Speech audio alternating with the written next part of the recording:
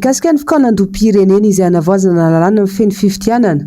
araka ny fanamafisan'ny komite teknika iombonana sy araka ny fehi-kevitry ny dinikasa no tanterana ny 3 Jolay 2024 teo. Manomboka ny fandraisana ireo sosi-kevitra avy amin'ny antoko politika, fiarahamonim-pirenena, fikambanana samihafa mikasika izany.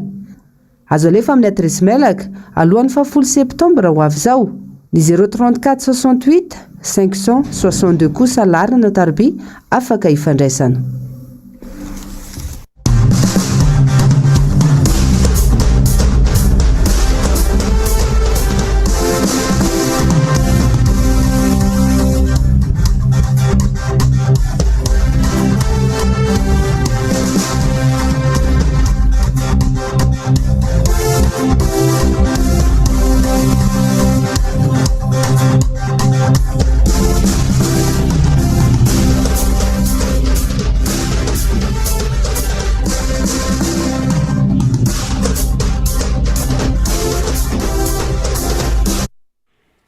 Tompolasy tompovavy tafaraka indray isika ato anatin'ny fandarana miara-manonja MBS Radio Mada amin'izao alakamisy voalohan'ny volana septambra 2024 izao. Anterina ny arabo mba ampirarintso antsika manakavina ianao eto antoerana na ianao any ampitan'ny ranomasina araba faobe no atao tsy misy akanavaka fa dia ataontsika araba ny manjaka miadana samy mahazo ny lafalo hatrany andafin'ny rika. Isorana ihany koa ilay nahary no ny fitantanany sy ny fitahiny satria raha tsy izy dia tsy afaka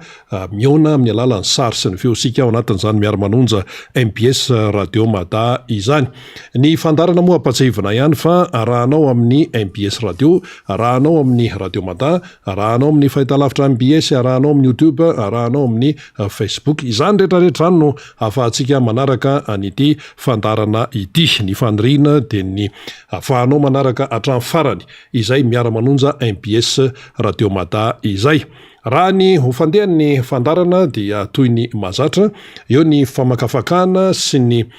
fitondrana, ny fandalinana, ny toejavatra izay miseho eto amin'ny firenena, toejavatra miseho eto amin'ny ty Madagasikara ty no resahana, tsy misy hoe zavatra foronina, tsy misy hoe zavatra amboamboarina, fa ny tena marina no tenena satria io marina io dia betsaka ny tsy mahafantatra. Satria ny zava-miseho dia amboamboarina hoy isika. Ohatra fotsiny tamin'iny resaka ikongo iny zao dia hita mihitsy hoe eo amin'ny fomba filazana ny vaovao dia efa samihafa. Raha ny samy maty ohatra dia efa samihafa ny taremarika mivoaka. Hafa ny teneniny solombavambahoaka voafidy tany Ikongo, hafa no teneniny aty amin'ny fitondram-panjakana, manany fomba fijeriny koa ny mpanao gazety vahiny sy ny sisa. Zay fotsiny dia efa misy fahasamihafana ka ny fandarana moa zany dia mitondra fanazavana aminao hatrany an-trano momba n'ireny toejavatra isan-karazany ireny. Mbola avy eo namana faniry Razafy Manantany efa ny andalana any izy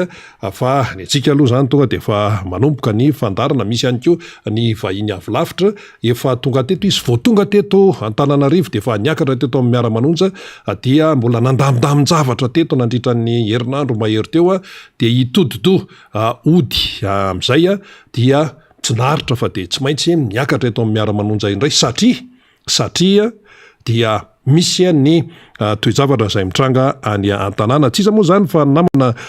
Brian Mahafary dia izy dia zanaky Betioky Atsimo ary manan-javatra maro amboary izy satria maro ireo tatitra izay avy any an-tanàna no tonga izany ary dia ampitaitsika amin'ny alalan'ny fandarana, hitondrantsika fandalinana ihany koa. Ka dia eto zany dia arabaina manokana isika any amin'ny distrikany Betioky Atsimo any izay fantatra amin'izao fotoana izao fa manaraka n'ity miara-manonja miainga eto amin'ny MBS Radio Mada ity. Satria nahoana, amin'ny fomba ahoana dia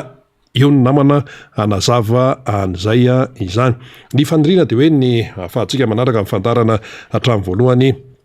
ka hatramin'ny farany ao anatin'ny ity fotoana ity izany. Irary tompolasy tompoko vavy hiditra amin'ny votoatiny isika. Raha hoe ny maresaka aloha zany zao dia akoatra ny afera ny raharaha ny kongo sy nyresaka tsy fandripahalemana de mbola mitohy hatrany ihany ko mitatra ihany ity fitakimbola ity betsaka ny tsy mahazo karama de zao zany zao de ny ao amin'ny knampy maty indray mitaky karama 3 volana tsy mandray karama ny piasan'ny FCE piasan'ny lalambe fianaratsoa manakara 6 volana tsy nahazo karama de akoatran'izay moa zany rehefa le nitenenina teto reny dia tsy mahazo karama tsy mahazo an'izay tambin'ny asasaran'izay ara-potoana de izany no zavatra amiseho fanakaiza ny vola atao inona ny vola lalana mepotika anefa dia lazaina fa isaka ny vidy solika 1 litatra ianao de misy apahany amin'ny hoe fanatsarana ny lalana zany aiza zay lalana atsaraina eo be de be tamintsika no nandeha sitaka ny renivohitra namonjy ny toerana maro samihafa tany Mahajanga zao ny JMJ any Tsirabe ny tany Tomasina ny tokatrany Full Point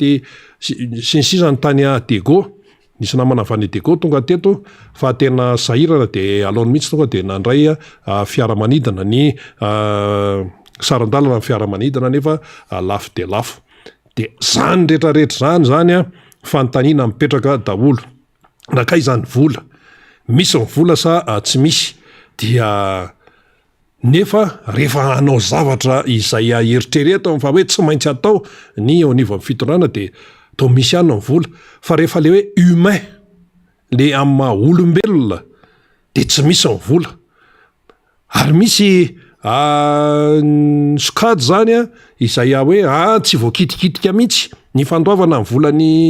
izy ireny fa hoe mandeha araky ny tokony izy foana fa hoan'ny sehatra hafa kosa ohatra ny aty amin'ny fampianarana amin'ireny resaka orinasa sy karazany ireny de misy tsy fandoavam-bola ao anatin'le izy de mipotra ny resaka greve fitakiny efa any ananinany efa any mandeha any ny atota-taratasy ka ny olona aty marary any ny olona aty maty any ary le olona maty ny tena mampalahelo de zao tsy misitraka akory in'ilay volany zany de izy lasa nodimandry de mba milamina ve ny fisainana am'zany milamina ve ny feonferitreretan'izay mety hoe atompona andraikitra na tonga n'zany tsy fahandoavam-bolo zany le olona lasa nodimandry any amin'ny fiainana mandrakizay nefa de tsy nisitraka akory ilay valika sasarany manahirana le toejavatra kanefa de misy eto amin'ny firenena izany lazaina fa tsisy krisy nefa de krisy daholo zay mipotra rehetrarehetra zay mipotra rehetrarehetra de krisy ny tanora katolika zao dia miatrika zany antsona hoe JMJ izany andeha amin'ny fafolo ny tsika moa zany hoe any Antsirabe tena misy ny afatra mafonja ao anatin'io JMJ io ary izy tsy ho an'ny tanora katolika ihany fa tena hoe ho an'ny tanora amin'ny akapobeny de hoe tena ilaina ny finoana dia ny fananana hery ihany koa dia ampiasaina amina zavatra tsara zany ary ny tanora de mila mandray anjara ao anatin'ny fampandrosoana amin'izany hoe fiarahamonina izany fiarahamonina tsara fiarahamonina vaovao tena mpandray anjara mihitsy acteur fa tsy mpitazana misy heviny be tabe zany ary tena goavana lay afatra izay voizina zany ao anatin'io JMJ ny tanora katolika io tena goavana mihitsy satria tonga de fampandraisana andraikitra midika an'izany de hoe ny tanora dia afaka tsara mihitsy acteur amin'ny fampandrosoana fa tsy hoe atao fitaovana politika atao fitaovana an'zao ary le tanora koa nefa mila karakaraina mba tsy hatonga azy hivarilavo mandeha any amin'ny lalandiso zay ane le izy fa ny sasany mantsy voizina le tanora aty amin'ny resaka politika maloto io voizina le tanora hoe tanora vao misy ana kely de reo no ampiasaina satria mety mieritreritra ny sasany any amin'ny resaka politika maloto mety mieritreritra zay hoe manao an'izany fa hoe ny tanora dia azo rebirebena satria hoe mbola tanora saina de azo atao an'zao diso be zany fatony zao ny afatra amin'ny JMJ amin'ny fionambeny ny tanora katolika any Antsirabe de mazava tsara fa ny tanora dia acteur mpandray anjara mihitsy amin'izany hoe fampisina fiarahamonina vaovao izany, anjakany ny fahamarinana lavitry ny fiarahamonina tsy misy asandemony. Zay le izy. Fa manahoana ny fiarahamonina eto Madagasikara amin'izao fotoana zao, asandemony no manjaka. Asandemony no manjaka ao anatin'le fiarahamonina eto Madagasikara. Nefa tsy tokony ho zany le izy. Tsy tokony ho zay no fipetraky ny raharaha manoloana ny fiainantsika izany. Ka io moa zany ny JMJ ho an'ny tanora katolika, eo ny afatra mafonja, ary izy ireny moa zany tsy hoe mijanona ho afatra fotsiny fa tena hoe ampiarina mandritra ny fiainana izany. Ary ny toy ny fionambeany ny tanora katolika tony de sao de misy mieritreritra ny hoe ndeha ho japina amin'ny resaka politika, tsy tafajavaka amin'izany ny finoana katolika, ary zany hoe finoana katolika zany sao de tsy fantatsika fa matanjaka zany. Any Vatican no fohibeny, manana ny lokony izy, ny mavomavo sy ny fotsifotsy. Zay ny lokon'ny Vatican zay. Kasakasaky zay hoe nde te apiditra hoe andao mba ampidirana zao anazy any zany, fa mijoro amin'ny finoana izay le hoe eo nivon'ny finoana katolika izay, ary aza dinoana fa ny fiangonana katolika romanina eto Madagasikara dia ao anatin'ny FFKM izay miaraka amin'ny anglikana luterana ny FJKM. Raha iresaka indray zany tsika hoe fiainam-pirenena efa impiry ny ao nivon'ny FFKM, ao anatin'izany ny katolika romanina no miteny mampatsiahy,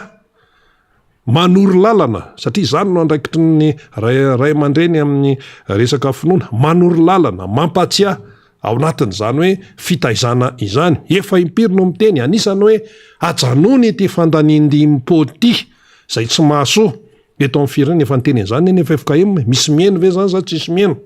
Zany moa mety efa amin'izy, mety efa amin'ny mpitondra fanjakana zany, fa hoe teny ray aman-dreny. Ary fantatsika tsara malagasy zany hoe maharay aman-dreny ny ray aman-dreny zany. Amin'ny ankapobeny zany na de tsy resaka amin'ny hoe tontolo politika ary sika, fa hoe ray aman-dreny fotsiny. Fa rehefa misy ny tsy fanajana ray aman-dreny dia amin'ny fisainana malagasy tsy vanim-bankolona. Zay ny tambony ny tsy fanajana ny ray aman-dreny. Eto Madagasikara nefa dia miseho lany ny tsy fanajana ray aman-dreny. Anisan'ny tsy fanajana ray aman-dreny ohatra resakatsaka natao amin'ny filoha teo aloha ny président Marc Ravalomanana ireny. Filoha teo aloha zany ray aman-dreny. Fa inona ny fandraisan'ny sasany an'izany? Fandraisan'ny sasany an'izany de hoe adversaire politika. Zay foana ny eo an-dohany. Fa le anarana hoe ray aman-dreny adiny na odiny tsy fantatra, ka tsy mahagaga ny firenena ozy ilay ray aman-dreny anany koa no niteny an'izany. Tsy mahagaga ny firenena malagasy raha mikorosofahana ohatran'izao, satria tsy manaja ray aman-dreny, tsy manaja ny lehibe hoe zay zao ny eto na nareo efa antitra nareo ohatran'izao. Mandray andraikitra nefa inona koriny eo vao mainka fahantrana no misy. Zany no zava-misy. Ka raha misy zany ny afatra hoentin'ireo ray aman-dreny ampanahy eo anivon'ny finoana katolika mandritra ny JMJ, dia mila miaino aloha de mandray dia mampiatra, fa tsy hoe ho japina amin'ny resaka hoe intérêt personnel. Tsy tafiditra amin'izany ny fiangonana katolika tompoko, tsy tafiditra amin'izany. Fa mazava tsara ny endrareo zany ny foto-kevitra izay ijoroana. Ary io tsy misy hoe fanavakavahana hoe ahoana, fa zay le resaka hoe afatra ho an'ny tanora katolika. Eto amin'ny firenena ane ny tanora ane amin'izao fotoan'izao lasa eta-mavesatra ho an'ny firenena. Lasa eta-mavesatra satria tenitenenina fotsiny. Ila hoe politika mpampandrosoana, politika fampandrosoana ny tanora. Ka raha vao miteny hoe tanora ianao de efa resaka fampianarana tsy afaka miala amin'ny tanora, resaka asa tsy afaka miala amin'ny tanora, resaka tontolon'ny fanabeazana tsy afaka miala amin'ny tanora. ka rehefa tsy mahazo fanabeazana araka ny tokony izy rehefa tsy miasa izy de lasa eta mavesatra ho an'ilay firenena ny fisian'ny tanora kanefa ny tanora de tokony hoe io no moteur manodina ny fiainam-pirenena ny toe-karena ao anatin'izay de ny tsika eto Madagasikara mifanohatra amin'ny tokony ho izy lasa eta mavesatra le tanora mianatra mahazo CP mahazo BPC mahazo bac mahazo licence fa iny mahazo maîtrise mahazo master doctorat sy ny rehetrarehetrany fa iny diplôma iny afaka ve iny ampiasaina amin'ny fampandrosoana ny firenena. Ahoana no amadian'ilay mpianatra miravaka diplôma an'izay fahaizany zay amin'ny fampandrosoana ny fireneny. De misy miteny hoe ka le diplôma le nianarana tany am-pianarana tsy mifanaraka amin'ny zava-misy iainana eto amin'ny firenena sy ny sisa. Mety hitombony zany fa zany no ilana ny mpitantana ny firenena zany no ilana ny mpitantana ny firenena manana tetikasa mazava tsara manana vina manana fomba fijery fa tsy ny apotomoty eo ihany akory zay any de lasa tsisy fampandrosony zany to lasa fampanofisana foana anao an'zao nefa tsy izany fampanofisana zany no ilain'ny olona malagasy amin'izao fotoan'izao efa maty tsy mila fampanofisana ntsony izy tsy mila fampanantenana ntsony izy fa tena hoe zavatra concret zavatra ilainy mivaingana eo amin'ny fiainany no tadiaviny amin'izao fotoana izao fa de maty eto faty olona eto faty olona mikararana no tadiavina mihitsy n'ilay vocabulaire na le voambola inona reny malaza an'ity zava-misy eto Madagasikara ty akazobe sakay ikonge mbola isy koa rehefa avy eo any amin'ny faritry mahafaly fa sao de gagitsika ary le olona lasa efa mirevolta raha ohatra niny tany ikongo iny misy antony ao satria efa nisy faty olona hono tato nisy faty olona tato nisy didipotra tato de nisy faty olona nisy didipotra tato de nisy faty olona nisy mpivady tato nisy voatafika de tsy hita zay toyany de reny efa rany reny ary nefa ny ka ohatran'izany ny tranga ohatran'izany tsy ao ikongo ihany no hoe misy tsy fandriam-pahalemana de misy tratra de avy eo tsy hita zay toyany fa amina faritra be dehibe eto Madagasikara misy an'izay misokatra ny fanadiadiana misokatra ny ankety zany foana misokatra ny ankety de aiza zao le ankety aiza ny volamena fitopolo kilao mahery tratra tany Afrika Atsimo aiza zao reny aiza ny efa rany nisy ny tany Comore aiza ny efa rany re mantsy le tena fandre aiza le volamena tsy hita tao amin'ny birao sokatra ny ankety aiza zay ankety eo sinsisa be dehibe de zay no mahatonga antsika amin'ny teny hoe izy ty ohatran'ny efa makany fa ny zavatra tsapa aloha zany zao dia tena mila mandiny tena ny mpitondra satria zareo ny ao amin'ny fitondrana tsy hanadio tena tsy hanilika fa mila mandiny tena ary raha hoe tena hoe olon-kendry de mila mametraka fialana zay ray aman-dreny zay no nitenen'zany vao maly hoe raha jerena ny zava-misy tinsisa efa tsy araka ny tokony ho izy tsony tenenina hoe lalany ka izany tsy manaja lalàna izany manome modely amin'ny tsy fanajana ny lalàna izany manome modely amin'ny tsy fanajana lalàna ny vahoaka manaraka fotsiny izy mijery ny ataonao izy de manaraka izy zao ny raha miresaka hoe fifamoivoizana eto Antananarivo efa misy fivoarana eo amin'ny resaka hoe fiampitana misy an'ireny le toerana le misy tsipitsipica fotsifotsy reny hoe eny zany toerana fiampitana efa tena mahita hoe misy fivoarana le vahoaka mihitsy tena misy fivoarana satria efa miena ny mepitapita aloha raha nitana io zay mpanao gazety mandehandeha fa efa mba hoe eny amin'le toerana hiampitana ny olona no mepita de manampy koa aloha ny polisy manampy ny polisy amin'ny ao anatin'ny fanabeazana daholo zany rehetrarehetra zany le tsika malagasy mantsy ohatrany tsy tafiditra ao anatin'ny lohantsika mihitsy raha tsy averimberina foana fa vao teneny indray indro de adino le izy fa efa mba misy aloha zay vokatra izay zany hoe mba misy voaray ihany zany ny zavatra tenena sy ny fampianarana tsy misy resaka mihitsy zany hoe politika fa tena hoe fiainana andavanandro zany zao fa raha miresaka hoe tsy fandriam-pahalemana tena efa tonga saina le malagasy de zao no ataony rehefa tsy hita zay vokatra na ny résultat eo amin'ny hoe lalana isan-karazana zay lazai ny lalàna na ty amin'ny fisamborana atao amin'ny mpitandro filamina na ny amin'ny tontolon'ny fitsarana de alao izahay fokon'olona anao an'le fitsaram-bahoaka zay neny efa ran'le izy matoa mitsy ny fisaram-bahoaka de misy tsy fitokisanao zany ninninona fahaizana mipasika hoe kazao tsy fitokisana intsony ary tsy mieno intsony ny tenin'ny mpitondra le vahoaka malagasy ioka io tany Kongo no ampirofo tsy mieno intsony ka raha ianao zany tsy hainon'ny olona intsony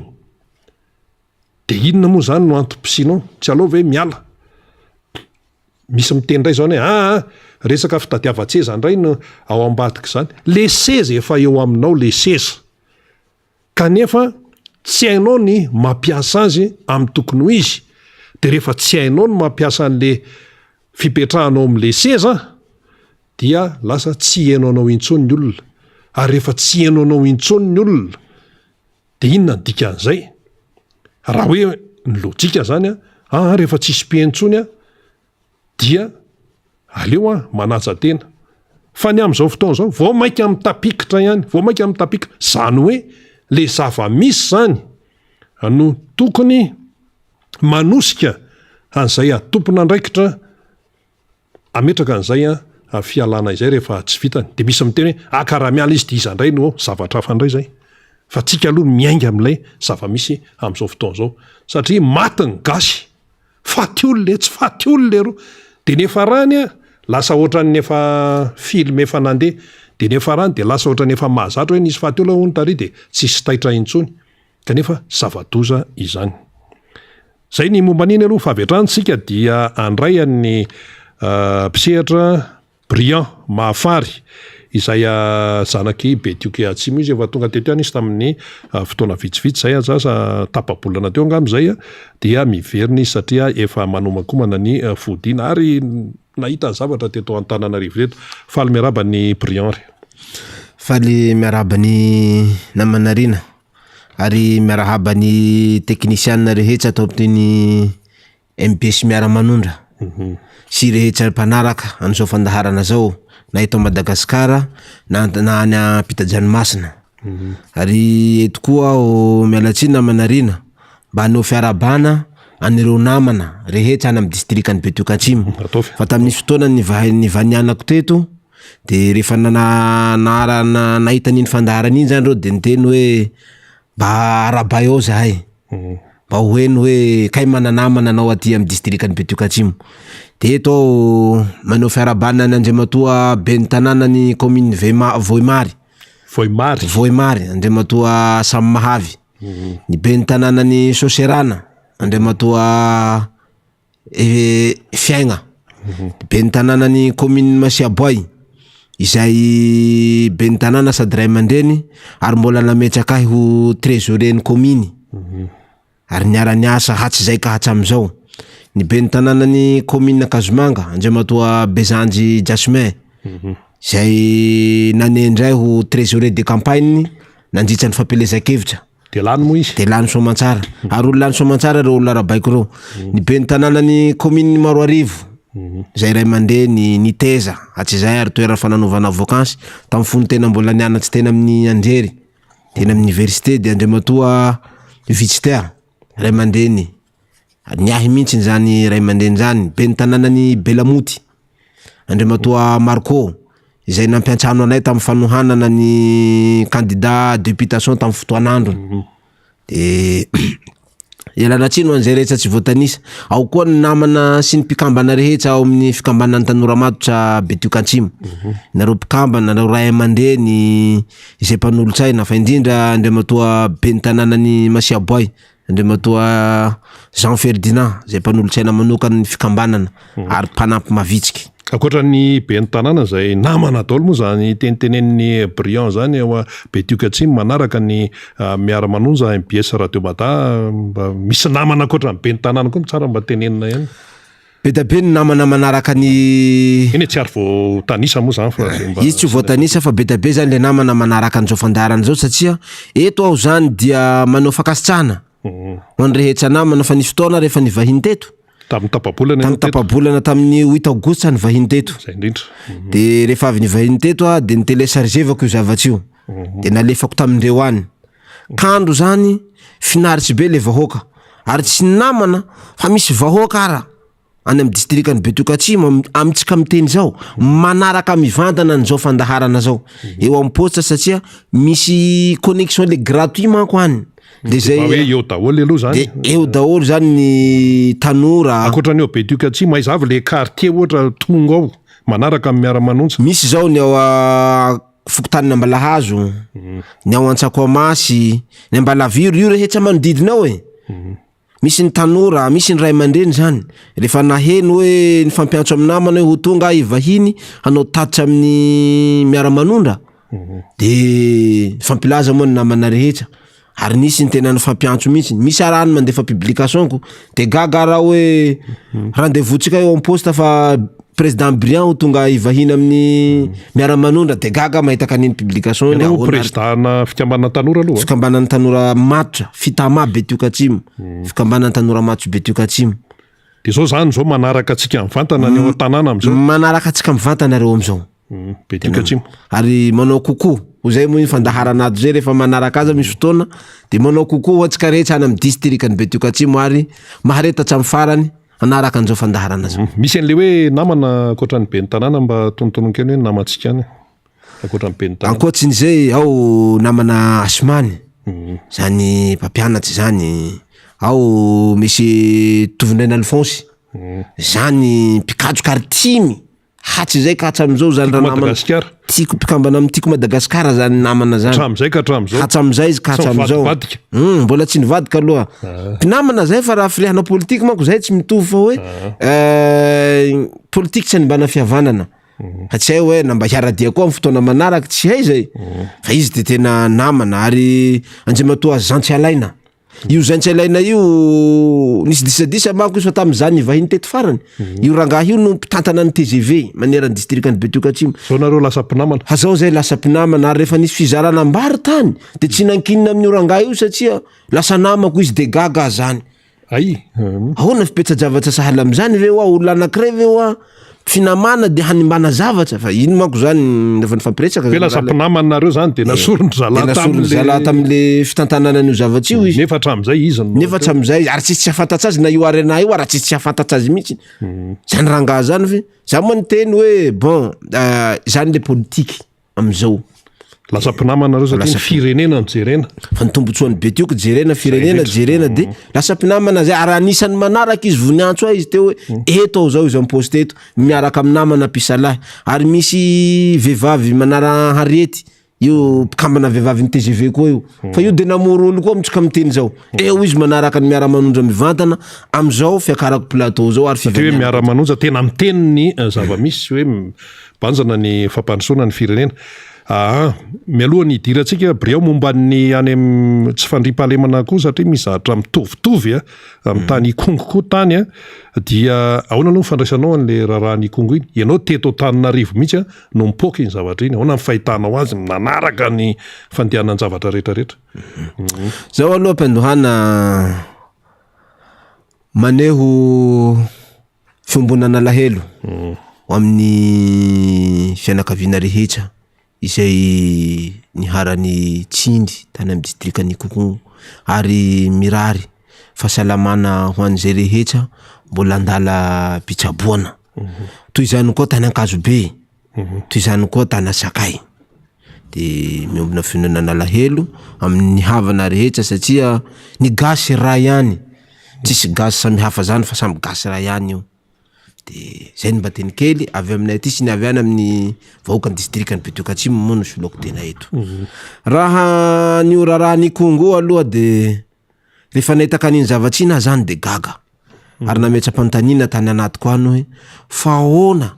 no tonga amin'io zavatsy io ary tonga amin'ny zavatra sahala am'zany ty firenena ty de tena gaga zany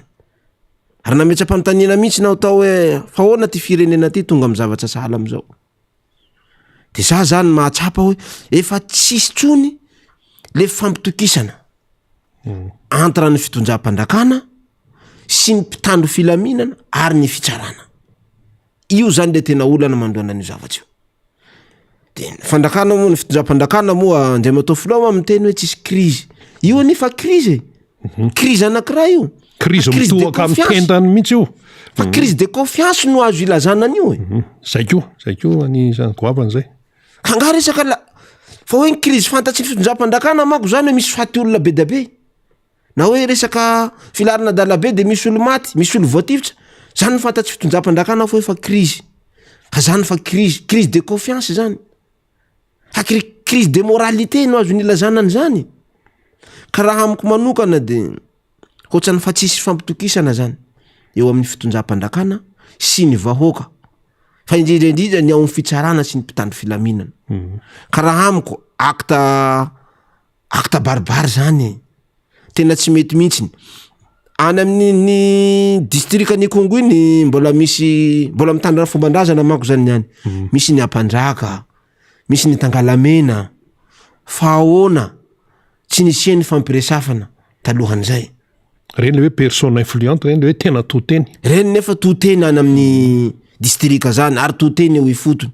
fa ahoana tsy nisy ny fampiresafana de nahatonga n'izay zavatsy zay nahatonga n'le fitifirana de gaga zany tena aiza ny solotena mpandrakana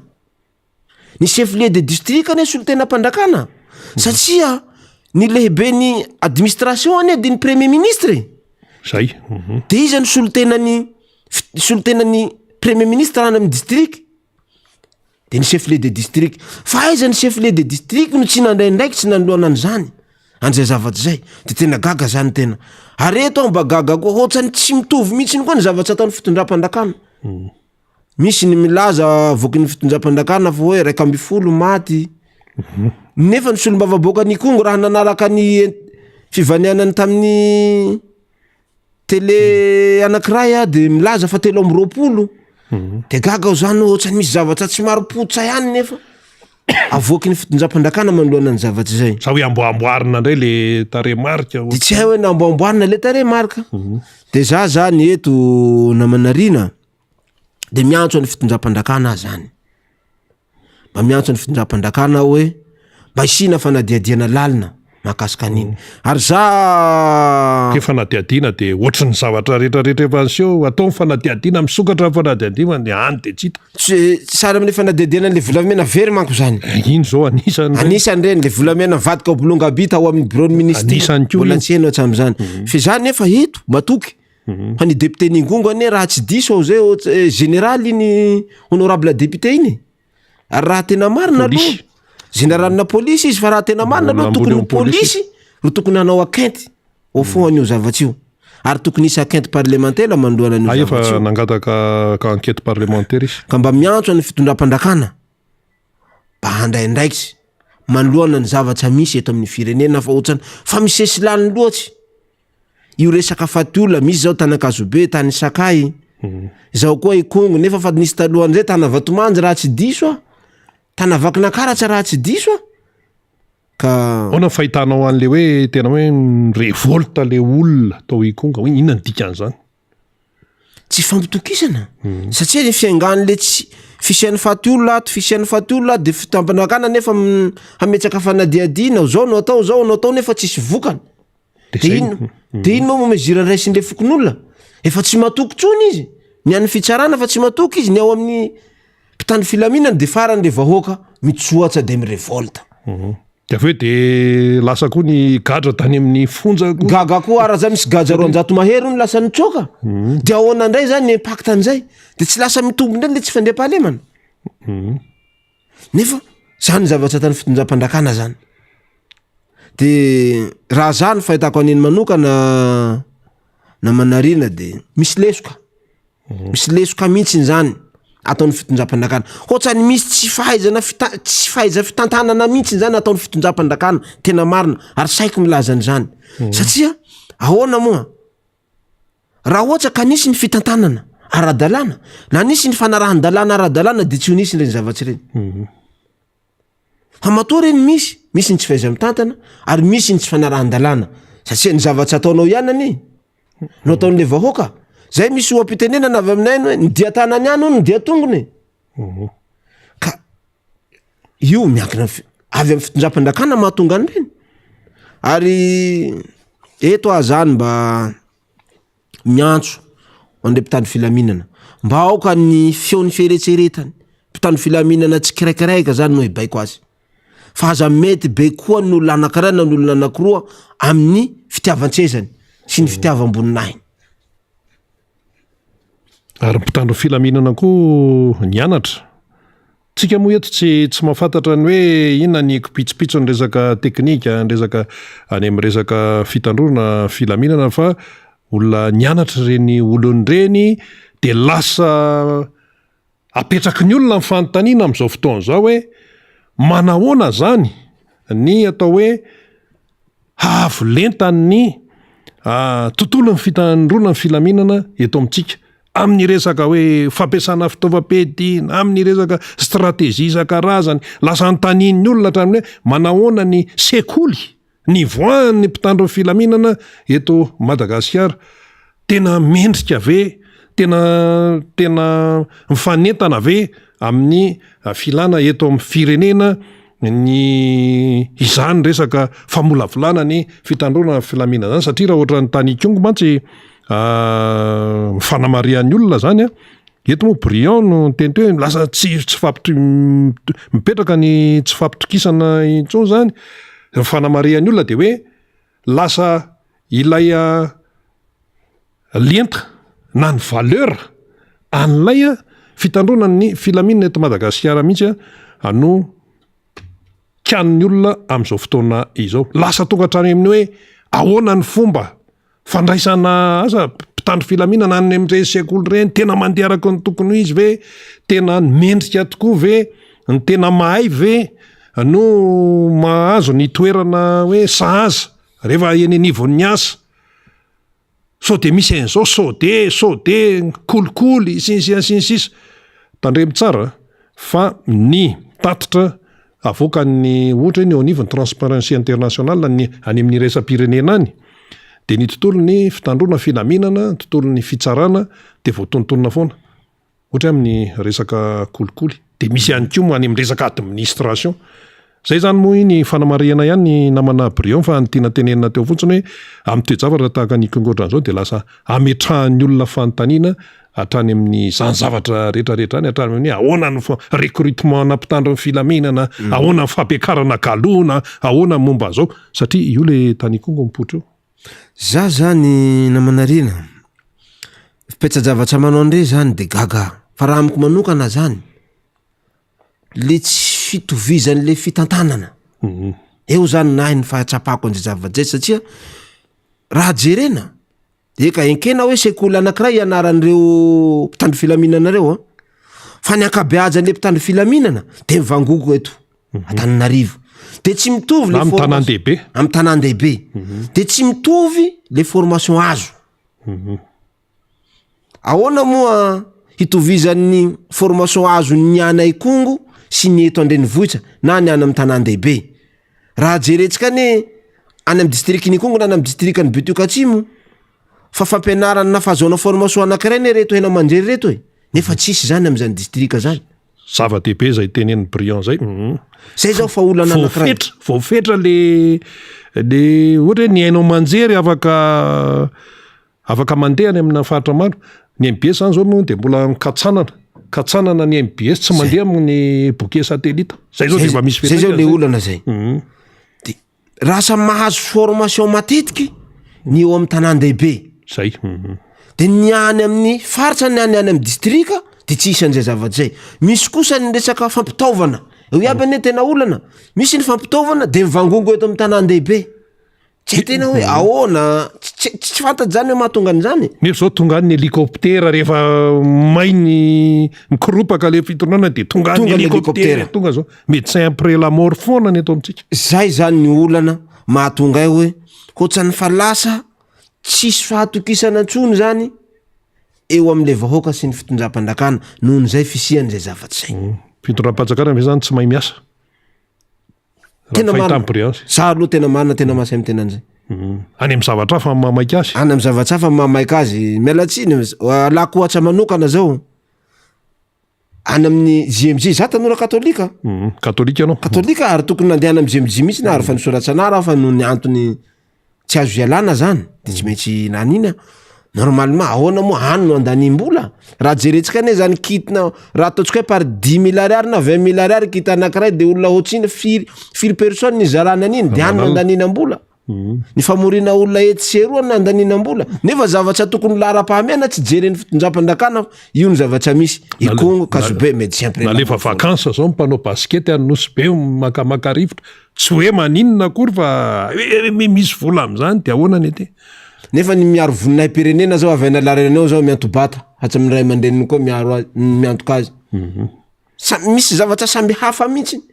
eto amin'ny firenena de gaga zany tena de zay mariky hoe tsy fahaiza mitantana nataon'ny fitondram-pandakana zany ary tsy fahaizana an'le andraiky tsy tokony ho raisina ka zay toe-javatra zay de tonga de misy ny maneho hevitra eny amy fiarahamonina eny hoe tokony ametra-pialana ny gouvernement aloha zany tena voateny satria ny lehibe an'ny administration hoana fahita amin'ny brillance manoloana nyty faty olona tsy faty olona tsy fandoavam-bola karaman'olona tsy aloha ninina marobe raha manahaka ahy ny hevitriko manokana tokony hametra-pialana ngay premier ministre tena marina raha ianao zao no ohatra hoe ny lehibe an'ny administration raha brillant hoe prime ministre ohatra satria ny lehibe amin'ny administration zany inona nataonao miala nametra-pialana raha zany lehibe ny administration ka zao no zavatra misy eto amin'ny firenena de niala satria ny olona tsy mihaino anao ntsony ny olona fa tsy mihaino ana za koa mbola tsy mahafehy ny andraiky tsy zay tokony ataoko de aleoko nametra-pialana raha tena fahendrena ary ny fametra-pialana ane tsy midika faharesena fa ny fametra-pialana de midika fahendrena satria zao vis-à-vis ny zavatra misy ianana eto amin'ny firenena zany crise ny etseroa tsy voalohany boursa tsy voalohany karaman'ny mpiasa FCR zao sy volana tsy nandray vola kinapimady zao kinapimady koa zao telo volana efa mitabataba koa de ahoana nefa zavatra mahagaga ane raha mba fahafantarako kely za mbola tsy tonga tany amin'ny assemblée fa raha mba fahafantarako ane efa nilanina tamin'ny assemblée ane io resaka LFI io de tokony efahany daholo zany ny vola havoaky ny fandrakana tsy tokony isy zany hoe mitakitaky voly zany tsy tokony hisy tsony zany tokony mipetrapetraka daholo zany gaga zany ny tena hoe ahoana tonga am'izay zavatra zany le firenena de eto agaga hoe mangina ny premier ministre hatram'izao hoe nefa izy ny lehibe ny administration izy ny lehibe ny gouvernementa izy moa be tsy miteny raha teo koa fa de nefa ny toe-javatra jerevony ka raha za manokana tokony ametra-pialana ny anjamatoa premier ministre Tsay Christian tokony ametra-pialana izy satria efa mikorosy fahana mihitsy ny firenena namanarina ka za miombokevitra amireo mpanao hevitra namana sy zay mpanao hevitra hoe tokony ametra-pialana tena marina tokoa tokony ametra-pialana izy raha toa ka olon-dehibe sy olo-kenjo tokoa tokony mametra-pialana izy satria efa tsy mandeha amin'ny laony ny satria olom-boatendry mantsy sy reto le gouvernementa le mpikambinao anaty gouvernementa olom-boatendry ary nzay matao filoha tsy hitsahirana ihany raha ohatra ka zao no rosoana makana amin'ny 2023 tsy hitsahirana ahoana mahatonga ny brillant ny tenen'izay zao mahatonga anay amin'ny tena zany lasa ohatrany be da be loatsy ny le mpamahandalitsy eo akaikiny eo za aloha tena mahatsikaritra zay fahitanao azy zany fahitako satria raha hijerantsika ane mijery tiliarany atsika tiliarany hatram'izao kisany vasa indray mandeha zao aloha hatramina hatongavako eto mbola tsy naheno vaovao avy ana tiliara aho mahakasika ny tiliara nefa iny vaovao mba nihitako zao iny le problème ny resaka université iny nefa ny zavatra misy any be da be mihitsy ny problème any fa takonany le mpiaradia aminy oeraoera de nefa reny olona anankiray olona roa anankitelo fa ny zavatra iainan'le olona ny fotony any izy fa migaingaina mihitsy de za mahasahy miteny mihitsy fa sahira mihitsy io am 2023 raha za manokana raha aloha tsy nilatsaky tena sahirany io am 2023 za mitenan'zany satria tsy haiko na fantany président tsy haiko na tsy fantany tsy haiko na fantany tsaik kristianina tsy fantandreo fa sahirana nene vahoaka ana mifaritra atsimo andrefana tena sahira migaingaina mihitsy le olona le tsy fandriam-pahalemana sy resaka fahasalamana ny fampianarana zany mihitsy ny tena problemany any nefa mba gaga aho zany hoe inona mba mezira raisiny fitondram-pandrakana ino mba mezira mba fanapakevitsy raisiny le mpanaradia ny fitondram-pandrakana fa ohatrany mioeraoera mitokana EPP manara-pentsy anankiray de iny any zay ny mahatonga anay hoe se itsahirana ihany nga handre matofoloha fa raha za manokana aloha ravana io gouvernement hoe raha zava-misy amizao tokony hiditra am fikaonandoam-pirenena hoa za tena manoana niny fikaonandoam-pirenena raha ohatsy ka hijerena ny tombotsoa pirenena sy ny tombotsoa ny malagasy zao ny fijalin'ny malagasy zay no ataon'ny olona ihany ko hoe zao ny fijalin'ny malagasy dia mitombona tsara mihitsy zany le hoe tena fikaonandoam-pirenena satria mitatra le zavatra mampalaeo aloha eto amin'ny firenena ikongo ny resahana sakay von'olona daholo zany inona le tatsy akazobe fa tany aminareo koa voainga kely vao tamin'ny latsinay ny inona koa ty resaka tsy fandriam-pahalemana ihany von'olona tao amin'ny fokotanina atsely fasy izy io inona ny tranga io de tena marina tokoa io ary efa nisy fotoana aho zany nitarainan'izay zavatra teto hoe mba jerena akaiky ty resaka tsy fandriam-pahalemana ty ao amin'ny distrikany Betioka-Atsimo efa mihamirongatra tokoa izy ao tsy fandriam-pahalemana ao amin'ny distrikany Betioka-Atsimo aloha any amin'ny faritry Mahafaly any amin'ny faritsy Mahafaly io anatin'ny faritra Atsimo andrefana fa iny distrikany Betioka-Atsimo sy ampany distrikany Betioka-Atsimo sy distrikany Ampania manko zany Mahafaly ny any de tamin'ny alatsinainy lasa teo tao amin'ny fokotanina Antselipasy fokotanina Antselipasy io commune numéro 10 de nisy mpiarakandro anankiray eno moa mpiarakandro mpiarakandro io zany tsy miasy le olona mikarama mianjy omby ananala zay ny asan'io tanora lahy io zany de ny zavatra nitsanga nefa nokapahan'olona io lohan'io tanora io tamin'ny latsinainy zany tamin'ny latsinainy lasa teo tampahan'olona io lohan'io tena tapaka mihitsy tampaky teny io lohan'io ny alatsy teo de rehefa nitampahandreo ny lohany nalaindreo ndray ny maso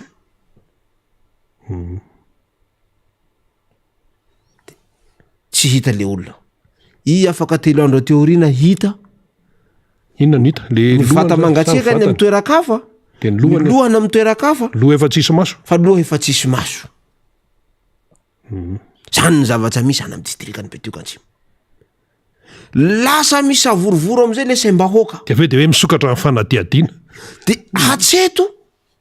tsy misy mezira raisiny fitondram-pandrakana le olona nefa mitsika miteny zao efa tsy matokony dina tsy matokony fitondram-pandrakana haroso amin'ny kabary ve sa haroso amin'ny raha fomban-drazana eo sahira le olona le fianakaviana dina moa aloha verina kely ny dina moa inona tsara ny dina anao aloha verina kely dina mako zany vonjon'olona anankiray izy io vonjon'olona maromaro zany mitambatra handindra ny le fandriam-pahalemana ohatrany hoe vaomera ny fandriam-pahalemana zay zany azo tenena anazy hoe vaomera mpandrindra ny fandriam-pahalemana zany de nefa io fa mikorotana koa nefa io fa mikorotana io resaka dina io politika hony satria efa hidirana politika manko io resaka dina io fa mbola hiditrany ao zany na manarina fa hanazavany ty resaka fa ty olona tao Antselipasy ty de gaga zany le olona any ahoana ty fipetraky ny ty misy faty olona tsisy mezira raisiny fitondram-pandrakana tsy iza moa solo tena fitondram-pandrakana any fa ny avy ao amin'ny chef-lieu de district ny mpitandro filaminana tsisy mezira raisin'ireo ny dina kosa nefa handray andraikitsy amin'ny mahavonjona anankiray mandamy fandriam-pahalemana zay efa tsy miraharaha koa ny fokon'olona satria hoay zary zahay ty hiditsy am'ty raharaha dina ty raha zahay ka raha tsy vita hatseto de handeha ho ana amin'ny chef-lieu de district tsy vita hatseo mandeha hana amin'ny faritra nefa ny avy amin'ny faritra misy problème amin'ireo olona mitantana ny dina reo satria tsy enkeny avy amin'ny faritra ny olona mitantana ny dina reo satria misy olomboafidy mitantana an'le dina nefa tsy tokony hoe olom-boafidy no fa laha ny lalàna amin'ny staty zay naboakiny avy amin'ny faritra tsy tokony hidiran'olom-boateny sy ny olom-boafidy hilatsaka folohan'ny dina eo am'izay le olo zany sangany any de sahira misavoritaka de misavoritaka le fokon'olona de manahy zany ny be ny tanàna ao amin'ny kominy maro arivo sao de tonga any tahaka an'le raharahany kongo ny zavatra misy hany amin'ny distrikany Betokatsimon efa ohatran'ny mamofopofona sao le izy sio raha fahitana mamofopofona mihitsiny ary satria tapaka ny lohan'le olona de eo am'izay ary le miavana sy ny fokon'olona hoe avoay ny marina momba an'io iza ny manao an'io sy ny sia mitahaka am'izay le fokon'olona hoe ahoana ny marina mahakasika an'io inona nahafaty olona io satria laha araka ny vaovao heno ane mbola heno aloha hatreto fa mbo zahay mbola mitady ny tena marina mahakasika an'io manao recoupement mbola manao recoupement zahay hoatrany le ola kaikaiky niany hono mbola hono aloha mbola hono nahatonga an'io zavatra io eny fa hoe ny marina mila mivoaka na akaikaikiny io na tsy akaikaikiny io fa hoe ahoana ny marina momba an'io ahoana ny marina faty olona le izy faty olona io zavatra io de na ny be ny tanàna ny commune Manoarivo ary am'izao efa miahy fa sahiran-tsaina hoe satria sao de anao kiongo 2 koa ty satria be ny tanàna zao efa misy miteny hoe monsieur le maire raha ohatra ka mbola tsy maheno vaovao mahakasika an'ity zahay de andeha hoany ny vatandehilahy zany efa toyany nefa rehefa mandeha le fokon'olona tsy maintsy mandeha ny antsy tsy maintsy mandeha ny basy sy ny kobay de zany foana zany ny enany eto hisy kongo devy any amin'ny distrikany Betokatsimon zay mahatonga anay manaitra ny fitonjanam-pandakana farany zahaingana hoe zao ny zavatra misy ao amin'ny distrikany Betokatsimon de aza velanareo hisy toy ny any kongo vohandray ndraiky sy nareo fa tadiavinareo ny marina mahakasika ny faty olona tao an-tselipasy io fa sahira ny fianakavian'le tanora maty sahira kosa le fokon'olona satria ny dinany tsy mahafantatry aninina fa ny fantatsy ndre dina reo rehefa tonga ao Maroarivo idina io am'le komina nafaty an'le olona de ny fantany hoe rehefa tonga ao le dina aloha de tsy maintsy manome vola ray tapitra sy raha hetra an'le pray dina aloha le fokon'olona nefa le fokon'olona tsy hanome an'zany satria efa maheno siotron-dresaka hoe efa maheno resaka hoe ty olona ty ane nahafaty anazy zao hoe io nefa to sarotsaromandreo de mera koa ijoro e zay aloha ny zavatra misy de sahira zany le fokon'olona any ary tsy mantsy fanjepahalemana mihitsy zany le fokon'olona any amin'ny distrikany Betokatsimon raha zay ny zavatra misy faty olona zay tany amin'ny commune Maroarivo zay tany amin'ny fokotanina Antselipaso zay de mampiay azy zany zao ny toy andrara am'izao miayay zany ny fokon'olona hoe ahoana ifipetsan'io hoe hitoy hanami kongo deve satria lasa zay manko zany le terme mampiasa lafa miresaka amireo namanareo ao zany satria mba mizara amindreo ao hoe any le mba misy vaovao satria téléchargevako le vaovao de mba alefako amindreo so de vadika anty kongo ary na be ny tanàna na voninahitso anahy tamin'ny maly hoe brian hoy tena sahiratsaina zay mahakasika an'ity problème resaka faty olona ato amin'ny commune Maroarivo ty ka so de teraka raha mandrika hoy izy de monsieur le maire ao atavitatitra amin'ny fitondram-pandrakana manova tatitra any amin'ny district ana ameo mise de manova tatitra any amin'ny fadidian'ny gouvernoran'ny faritsy mba tsy hisian'zay zavatra zay ary mba tsy mba tsy hanomezantsina anao mialoha satria sao de atao zao koa ahoana anao be ny tanàna zao zavatra misy nefa anao tsy manao tatitra aty aminay ka mba hialana am'zay zavatra rehetra zay oa aleoaloha anao mampandrenesa ary ataovy ny ezaka rehetra hipohirany tena marina mahakasika an'io raharaha io zay le faty olona hoe nisy mpiandromo zany misy nanapaka ny lohany de aveo hita ihany le vatany fa le vatany tany amin'ny toerakafa le loha tany amin'ny toerakafa de le loha efa tsisy voamaso tsony no hita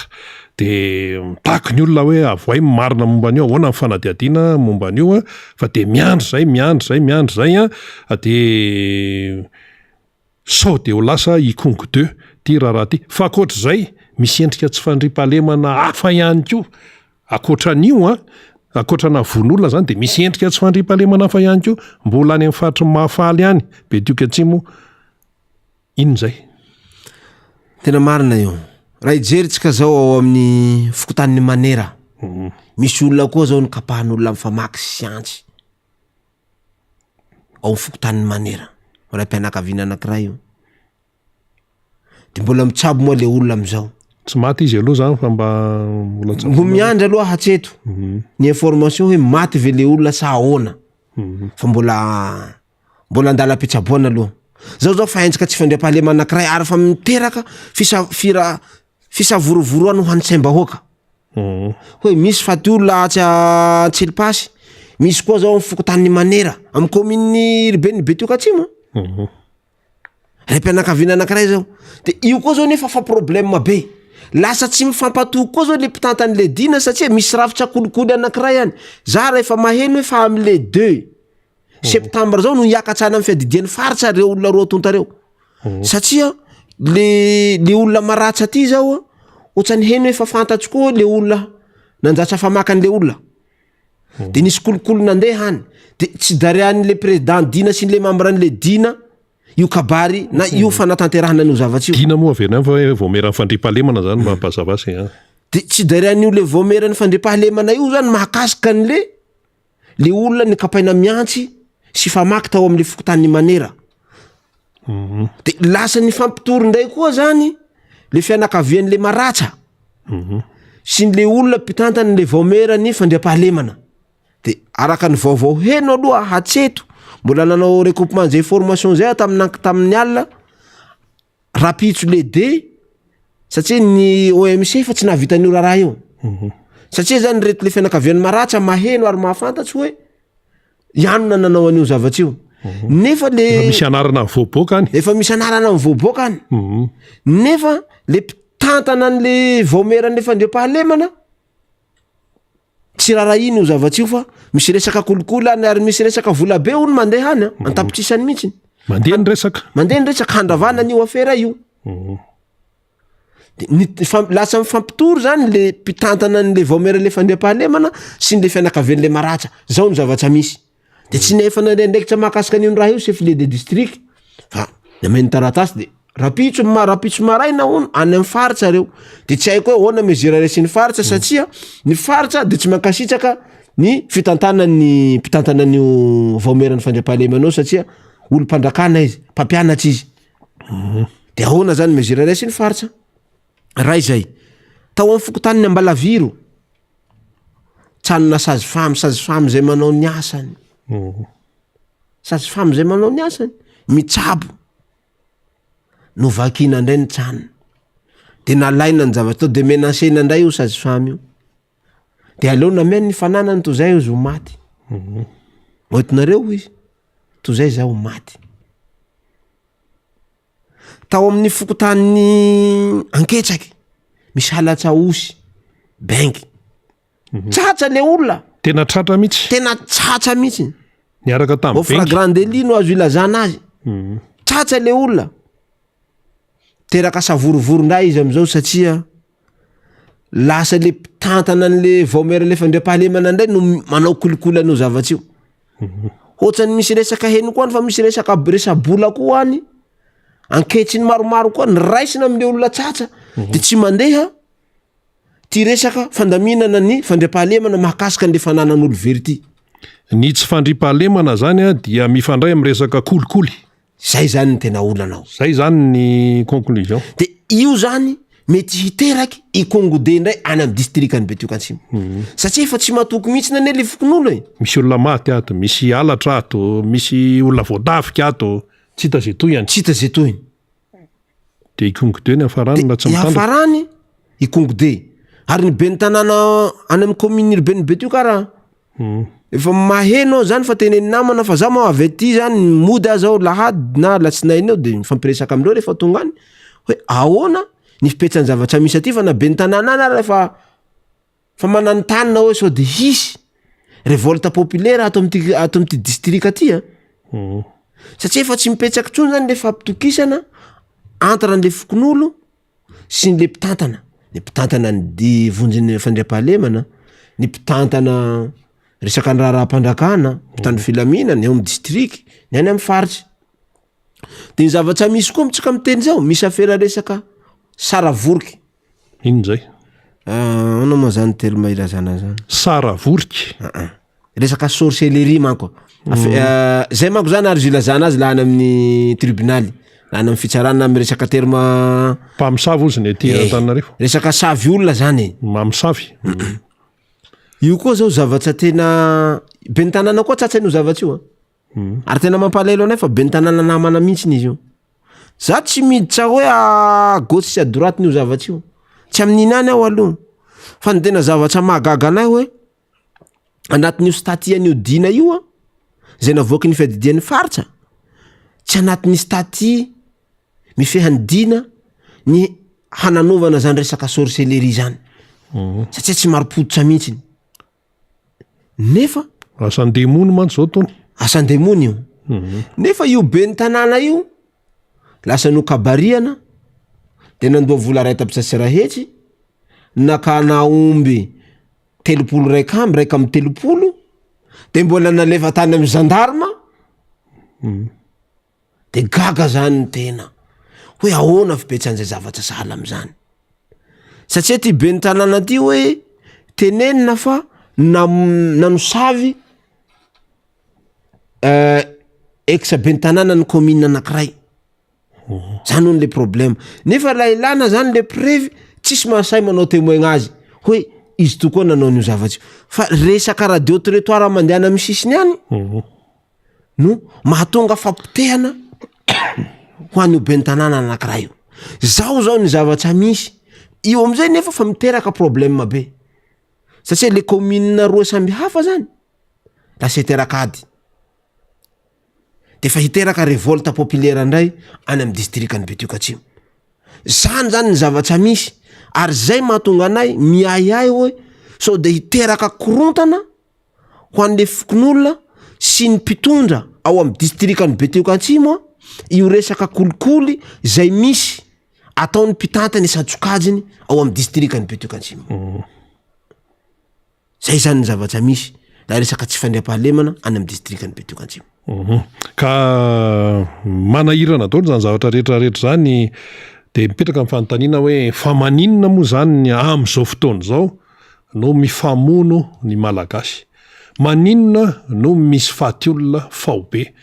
Satria raha ikongo zany zao hoe gendarme ny tifitr'olona, gendarme ny malagasy ary eo ny tifirana malagasy malagasy zany tsika eto. Fa de mifampitifitra ny mpanao gazety avy any velany mitatitra fotsiny izy misy faty olona ao ny tany Akazobe malagasy daholo mahitao ny tany Sakay malagasy zao ny tany Betiokatsimo nisy olona nitapahana ny lohany malagasy zany. De maninona le malagasy no mifamono? Maninona ny malagasy no mifampikapa amin'ny antsy? Maninona ny malagasy no tsy mifampatoky intsony? Maninona ny malagasy no tia tena?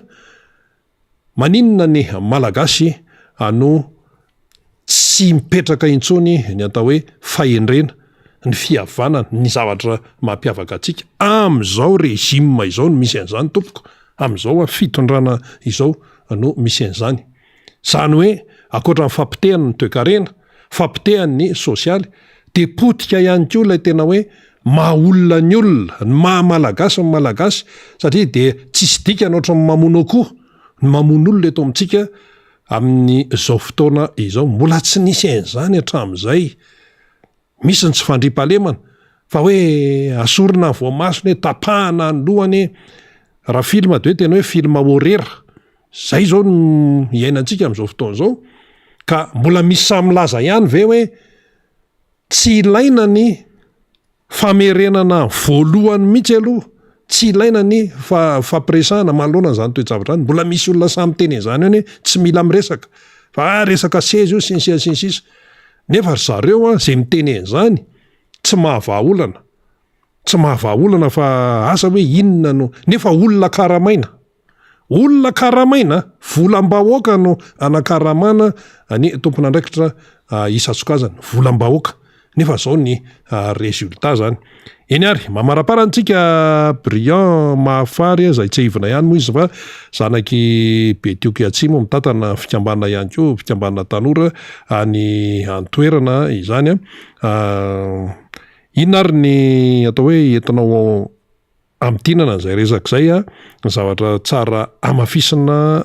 ihany koa malona zavatra voaresaka teto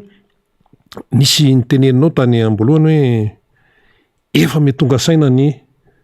malagasy, efa tsy voarebireby intsony ny malagasy, efa tsy hoe tsipatsipazana an'izao tsipatsipazana an'izao de tsy manaiky jonojonoana intsony. Ahoana ny fahitanao an'izay? Inona mipirofo ahafahana miteny eny zany? Alohana maleko zay namanarina mba hamita hafatsy ny mpianatsy université zay avy any amin'ny distrikany Betioko zay Antsimirôtsy aloha tena ialana tsiny. Alefa soatra. Eto aho zany manao antsoavo amin'ny fitondram-pandrakana. Satria io université Manday io manko fantatry loatsy. Anao fa nianatra tao rahateo? Misy mpianatra avy any amin'ny distrika Betioko Atsimo manko nandefa afatsy amiko tamin'ny Maly. Mba miatso ny fitondram-pandrakana de zao ny zavatra ny teneniny. Zahay ho izy tsy mamitaky ny volam-poso ny fitondram-pandrakana. De nomea rehefa nahitany message io. Ary mbola mikato le message. Ampitao zay hoasanao fa zay tsy afaka hiakatra plateau a. Fa mba teneniny fitondram-pandrakana hoe ahoana tsara? Zahay ho izy tsy mitaky vola any am-poso ny fitondram-pandrakana. Fa ny zonay ho izy no takianay. De gaga nefa ho izy zahay. Gaz lacrymogène no ananovana anay. Misy ny maratsa nefa zoanay ny takianay ho izy. De zay hafatsy zay manko zany tiako ampita fitondram-pandrakana mba miantso anareo fitondram-pandrakana fa ny mpianatsy eny amin'ny université Manday de mitaky ny zony. Zony ane zany nefitrano ianaran zany ane goka. Aiza moa raha ohatsy ka tonga ny fahavaratsy de hoe aiza izy ipetraky. Misy staff mihitsy ny sasany. Staff. Am bloc 42 zany ane efa hatsy zay ka hatramizao ane de gaga ny tena. Misy staff tafilanitra. De sahala amizay ny bourse, ny validation de diplôme. Ny mpianatsy ane rehefa M1 zany efa manao investiture te projet izy. Nefa vola tsisy. Master moa zany. De gaga nefa. Ahoana nefa tsy peny fitondram-pandrakana le bourse an'le mpianatsy. Ka mba miantso any fitondram-pandrakana. Mba jerevinareo akaiky. Io bourse ny mpianatsy. Indrindra ny ao amin'ny université ny Manday. Tsy ny mpianatra avy Tiliara ny mianatra an'io, fa rehefa tao ny zaza mpianatra rehetra manerana Madagasikara de tonga ao amin'ny université an'io Manday io. Anisan'izany zanaky Betioko mianatra ao. Anisan'izany zanaky Betioko, zanaky lafa tao faritra rehetra manerana Madagasikara. Fa ny zanaky ny Betioko manko zany nandefa hafatsy io tamiko aty hoe mba apitay fitondram-pandrakana fa tsy ny volam-poso ny ana fitondram-pandrakana no takehany ireo mpianatra. Ary reto mba miantso ny fitondram-pandrakana. Tsy vahaolana loatsy ny fandefasana ny mpitandro filaminana amin'ny grève ny mpianatra io. Fa fampiresafana satria lasa misy impact psychologiquement am'le mpianatra an'io zavatsy io. Zay le tena problème an'io. Zay le tena impact tena grave nefa le tanora zay jajajajay ny régime ty sy ny fampianarana zay jajajajay ny fototsy ny fampandrosoana koa lasa tsy rarahiny zay no azoko ilazana anazy. Ka eto a maneho antsoavo amin'ny fitondram-pandrakana. Tsy haiko na henona tsy henona fa rehefa tsy henona de mametra-pialana. Zay nena. De hitsy amin'ny fantaniny Zokirina teo hoe fahitanao azy hoe fa efa tena tonga saina ny vahoaka malagasy manoloana ny zavatra iainany ankehitriny. Zao aloha de miteny. Indrindra ny any ambanivohitra lavitra any. Ny vahoaka any amin'ny faritra Atsimo andrefana ao. Any manko zany no akaikanay be. Ny any amin'ny faritra de Diana, Sofia manko zany mbola tsy fantatro mahakasika. Fa raha ny any amin'ny faritra Atsimo andrefana satria misy tanora tahaka izao koa ny any amin'ny distrikany Ampanihy, Kazoabo, Tiliara 1, Tiliara 2 fampiresaka amiko sahala amizao. Fa raha ny vahoaka any amin'ny faritra Atsimo andrefana efa tsy vahoaka madinika intsony fa efa vahoaka mandinika amitsika mitena. Efa miatonga saina le vahoaka any. Ary za masa mbola ho tonga eto amin'ny fotoana manaraka namanarina. Fa programme manko amizao de zahay tanora savay le fikambananay manko zana eo Tiliara ny Foibeany. Fa misy ny any Ampanihy hoe fikambanan'ny tanora matotra Ampanihy, fikambanan'ny tanora matotra distrikany Betioko Atsimo, fikambanan'ny tanora matotra Morombe Tiliara 1 Tiliara 2. De hitetan'ireo distrika sivy reo zahay. De fampiresaka am'le vahoaka any fotony. Fa raha ny vahoaka any fotony amitsika miteny zao namanarina efa tonga saina. Efa leo mihitsy amizao fitondrana zay misy. indrindraindrindra resaka ny problème le vahoaka na ambany voatra manko zany le resaka sosialim-bahoaka ty io ihany ny azy io ny anazy rehefa reglena resaka sosialim-bahoaka ny fampianarana ny fahasalamana ny fandriam-pahalemana na anao amboatra manara-penitra 200 isa manerany Madagasikara ty tsy rarahiny rehefa ireo zavatra tininiko reo ny azy ny milamina ka ny vahoaka na ambany vohitra raha araka zay fanotaninao zay de mampisalasala anay ho 2023 io raha ohatra ka zay lazainao fa midera tena hoe mahasay raha ifaninana tongavana amin'ny faritra atsimo andrefa na fa vonina miandro koa zahay raha ohatra ka zao zava-miseho eto amin'ny firenena zao no jajajajainareo ny vahoaka any amin'ny faritra atsimo andrefa anao de lazaiko fa tonga saina ary efa vahoaka mandinika mihitsy ny any fa tsy vahoaka madinika zay manko le terme ampiasaindreo vahoaka mandinika ny any aminay ary ajanona ara lefa naorana faritra atsimo andrefa na tsony ny filazana hoe vahoaka madinika io fa tenenareo fa vahoaka mandinika any ary ampitako eto fa zao moa fa ela koa vondola ty de za miteny hoe anao andre matofoloa midira amin'ny resaka fokonandoha io fa ny mpitantana rehetra ao amin'ny faritra atsimo andrefana de mamafy lalitsy ary mamafy lainga mamafy lalitsy tsy mamafy lainga ary zany ny mahatonga an'le vahoaka any amin'ny faritra atsimo andrefana mikorosofahana ny fiainany zany vomaly koa zany amanarina mialatsina fa marana antitsika efa mihoatsy ny isan'le tanora tsy anasa ho ny isan'ny cycloposy ao andreny votsy ny tiliara fa maninona ohatr'izay no mitranga ary tena gaga ny avy ao amin'ny commune mihitsy misy namana za manana preuve an'izany azoko mena zany raha reo manda hoe ty leso izy satria io namana io manko mpikambana miaraka amin'ny fikambanany tanora matotra ao tiliara ahoana ozy izy namana Brian ho izy fa ahoana mihoatsy ny isan'ny efa mihoatsy ny isan'ny tanora tatiliara ao izy ny isan'ny cycloposy fa ahoana leso afahanao amin'ny tena misy cycloposy tsisy pitaingana zany satria zany leso izy miasa ato amin'ny commune ary izy miasa amin'ny commune pitaky haba ho izy ny zavatra ataoko tonga de voaka ny chiffre fantatro izy ny zavatra misy ato amin'ny commune ato efa mihoatsy ny isan'ny tanora ho izy ny isan'ny cycloposy misy izy ny cycloposy zay mandeha misy ny cycloposy zay tsy miasa fa mipetrapetraky ny fotsiny autiliara io autiliara ny votsy ny tiliara zany fa ahoana leso azy zany tsy haiko izy de tena gaga zany nane leso fa zany ao manamarina fa lesoko ny fitonjam-pandrakana zany de miankina amintsika rehetra any amin'ny faritra atsimo andrefana any amin'ny distrikany Betiokantsimo miankina amintsika rehetra no ialana an'izay zavatsy zay eny ary tena marana azy ary sika omeko 2 minitry mahafary Brian zay azanaky Betiokantsimo famidinana azy ary dia inona ny teny hoentinao zany maranantsika ny fandarana mety efa any amin'ny mpitondra efa natsitsidika teo ihany ianao tokony hiala sinsisa de ny akoatr'izay ihany koa rehefa fikonan-doam-pirenena hitsinjovana ny firenetsika amindina azy aloha eto ao zany manao antsoavy voalohany amin'ny fitondram-pandrakana mba hijery io problème any amin'ny distrikany Betiokantsimo raha izay fa roa manarak'izay miantso any Andriamatofoloa aleo toka de avantako any amin'ny any mahitsy mihitsy midira anao Andriamatofoloa amin'ny resaka fikonan-doam-pirenena io tena izy fikonan-doam-pirenena tena izy fa io ihany zany no vahaolana hialana am'izao krizy na dia lazain'Andriamatofoloa hoe tsisy krizy ny eto amin'ny firenena misy ny krizy ka na dia milaza Andriamatofoloa fa tsisy krizy eto amin'ny firenena sao de ny mpanaradianao no mamafilaiga an'izay zavatsy zay ka eto mba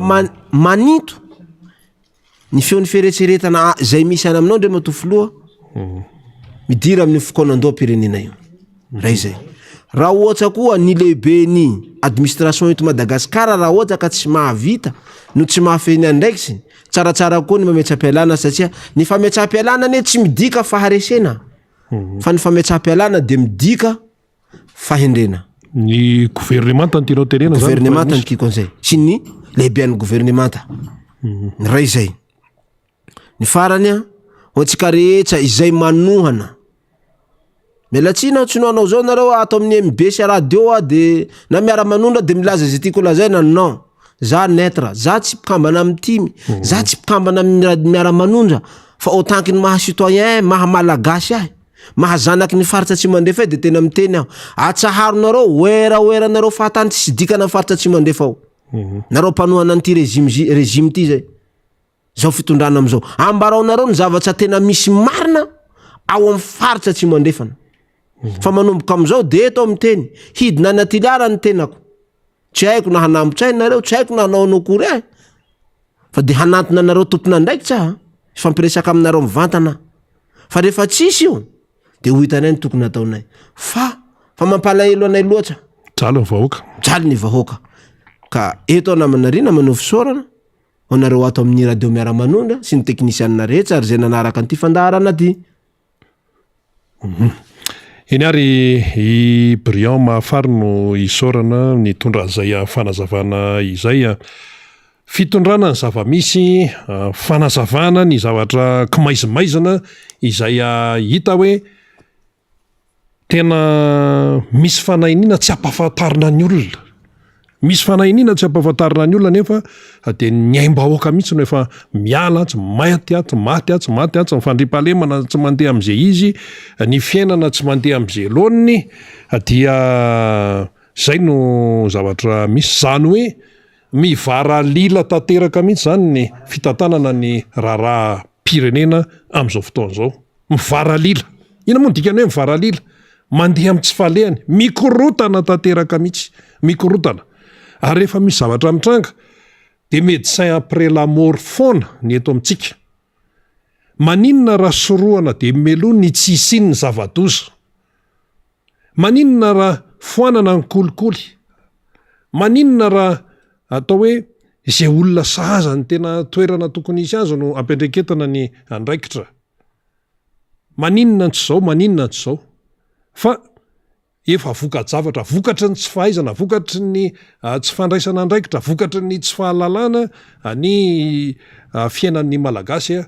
no mitranga de zay ianao vao mikoropaka misy fahaty olona tsy de zay vao mikoropaka miazakazaka makany daholy misy marary azy de any amin'ny hopitaly ho ampina sinsisa efa tary zany ny olona tsy mihinan-kanina ry inona ny zavatra tokony atao mba hahafahany malagasy mihinan-kanina tsy atao le izy fa mizesta roa raha ny zavatra iainana eto Madagasikara am'izao tena efa mampiteny mona mihitsy fomba fiteny moa le hoe mampiteny mona de zao no marian'ny any velany tsy hoe ny diaspora na hoe ny teratany malagasy no miteneny ity fa hoe ny tena ny vahiny mihitsy zao nataony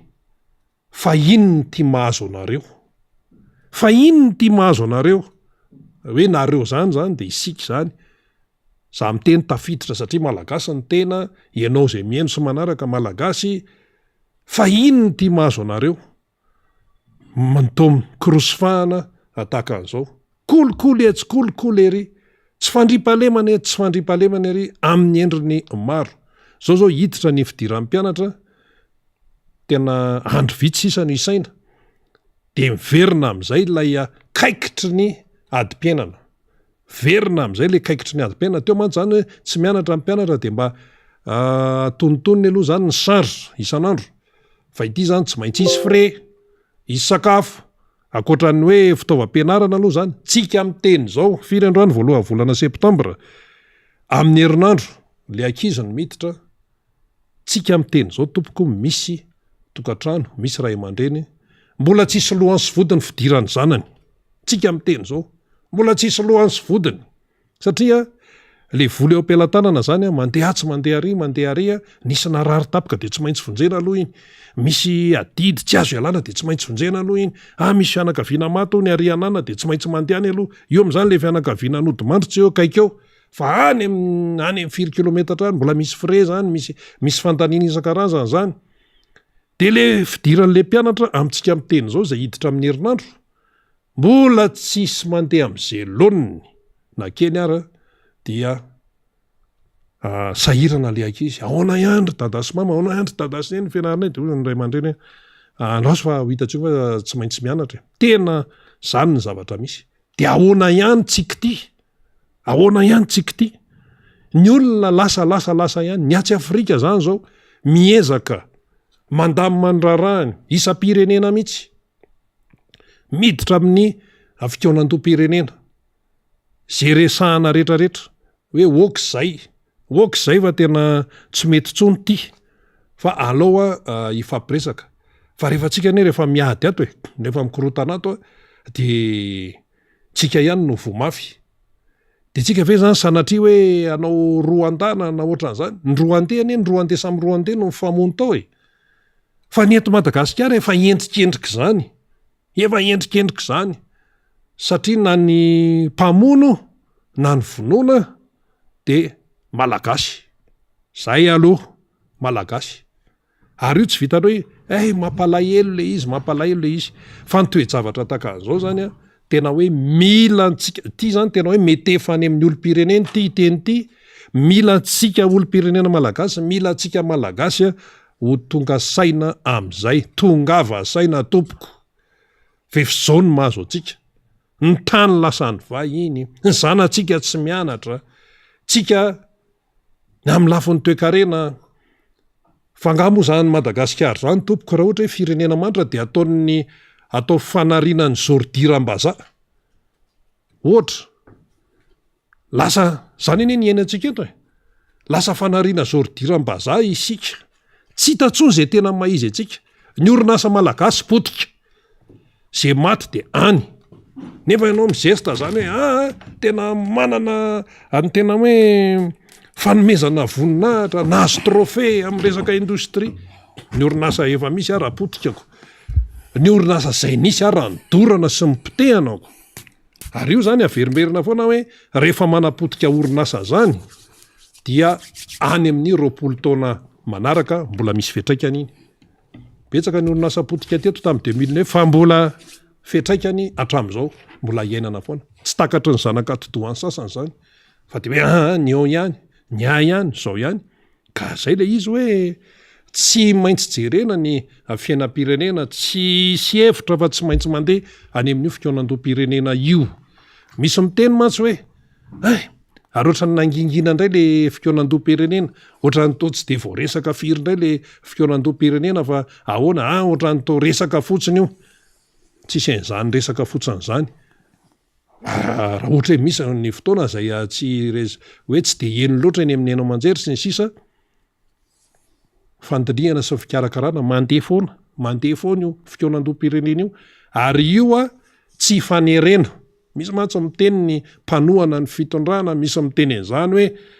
reo hiady sezy reo fa aza miditra am'zany zany ny hevitra sisiny makany amin'ny filoha-pirenena de io moa zany anjaran'ny filoha-pirenena ny mandray an'izay hoe na anaraka an'ireny izy na tsy anaraka an'ireny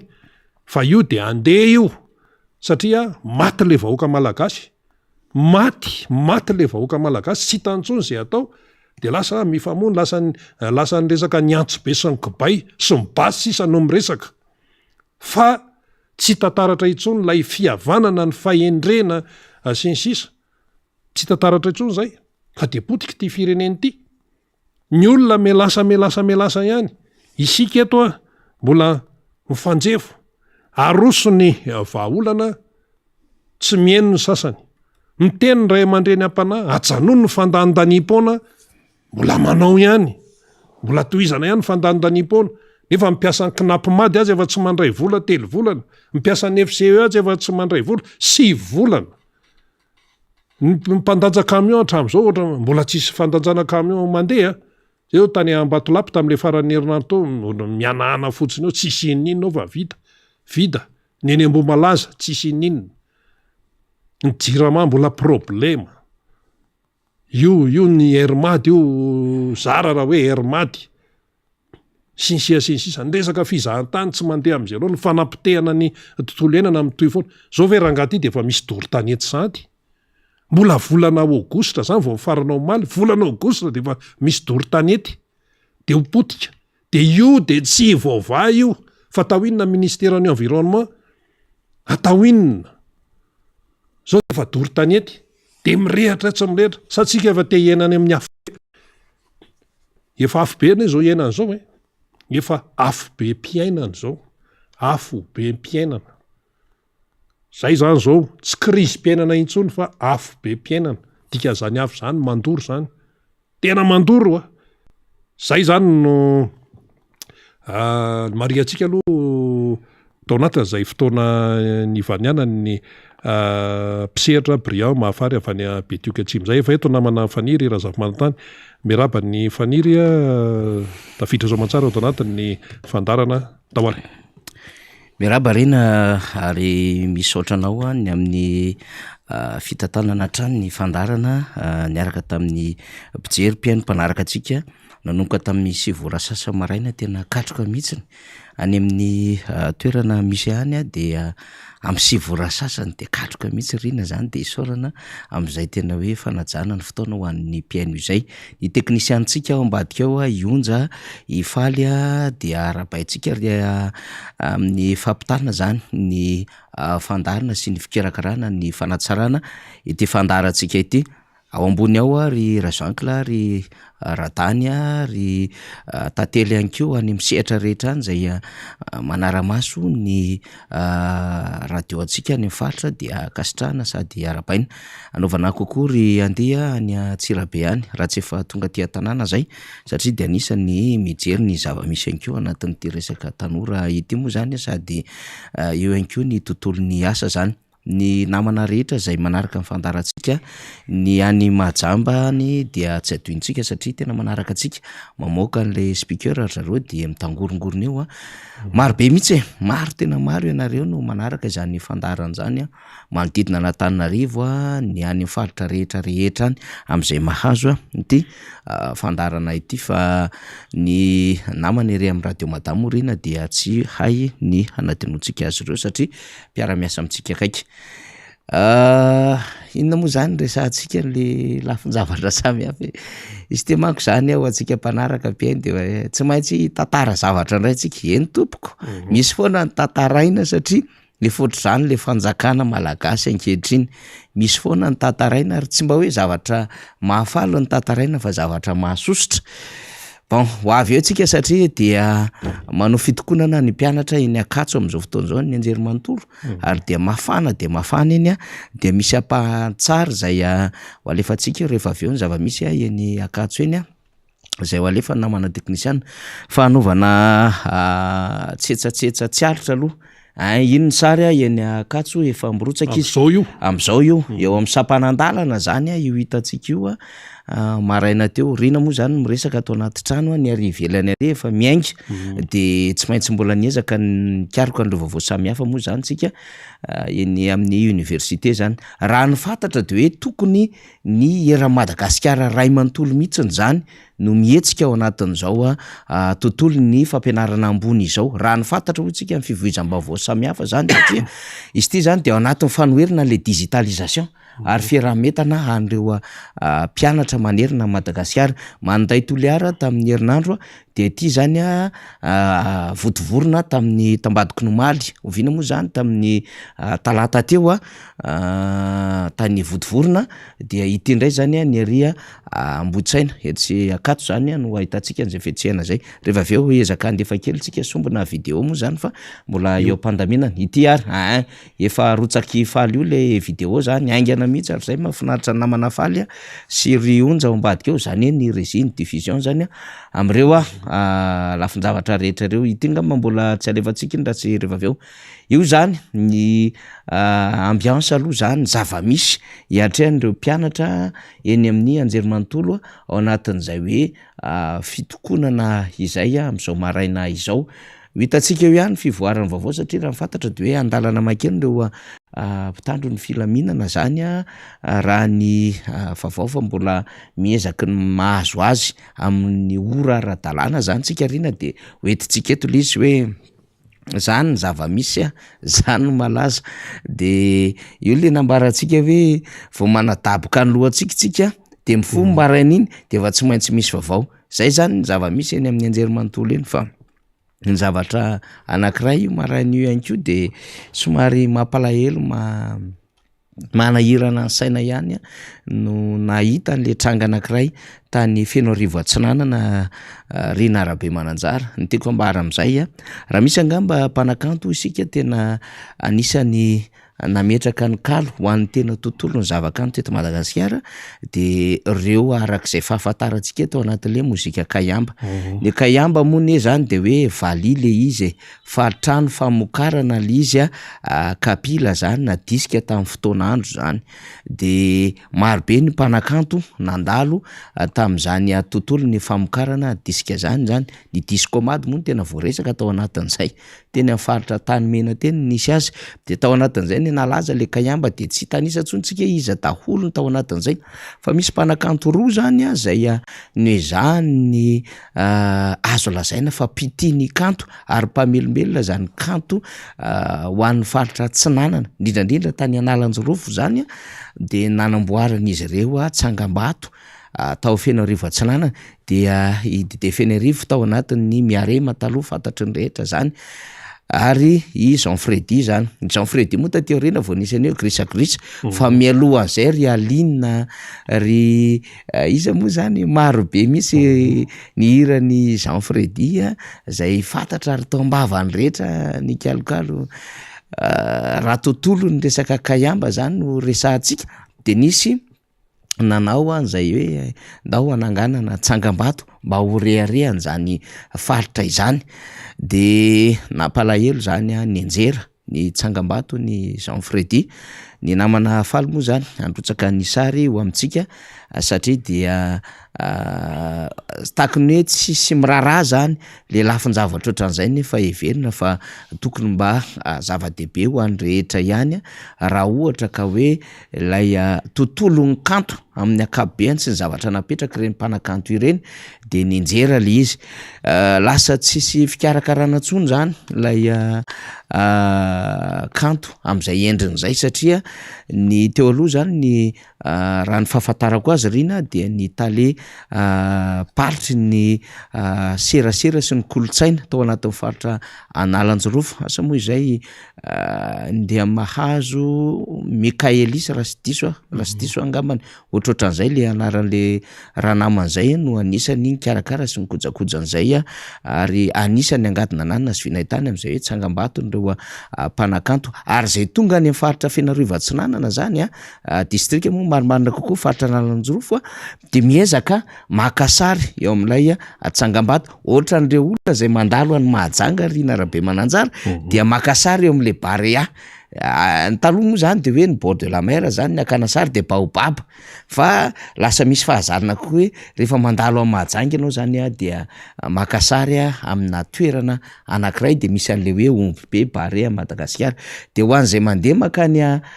faritra Analanjorofo Fianarivona Tsinanana dia tatahaka izao hitantsika amin'ny sary zao mihitsy lay Tsangambato ny Dede Fianarivo sy Jean Freddy. Jean Freddy moa de mbiasa ny Coco taty aoriana le zanany i Coco any izy any mbola miezaka manao ny hirandrainy fa ny anjera le Tsangambato mbola azo ny soroana le izy hatramin'ny omaly kanefa dia tsisy mpijery tsisy mpikarakara tsony de mifaneho-kevitra ny tambajotra serasera ho an'ny mpitiany kanto ho an'ny zanaka iny Tomasina iny Analanjorofo tena izao sisany efa rany rehefa tsy eo mpikarakara rehefa tsy eo le tena piti ary tsy eo le tena azo lazaina hoe te hanandratra an'le kanto sy mpakafy an'ilay kanto malagasy sy le navelany reny mpanakanto reny de ny anjera le zavatra izay tokony ho voasoroka nefa de tsisy mpikarakara tsisy mpijery de ohatran'izao nefa rany zany rina zany hoe maty any amina zavatra hafa le mpitatana indraindray fa tsy mahatsiaro ny sarobidin'le izy de ohatran'izao ny zavatra hitantsika moa zany raha mbola misy tompon'andraikitra ny ambadika any ka mahatsiaro ny ezaka nataona mpanakanto sy tompon'andraikitra samihafa de tokony mba hijery lafin-javatra tahaka izao ihany zay ngamba no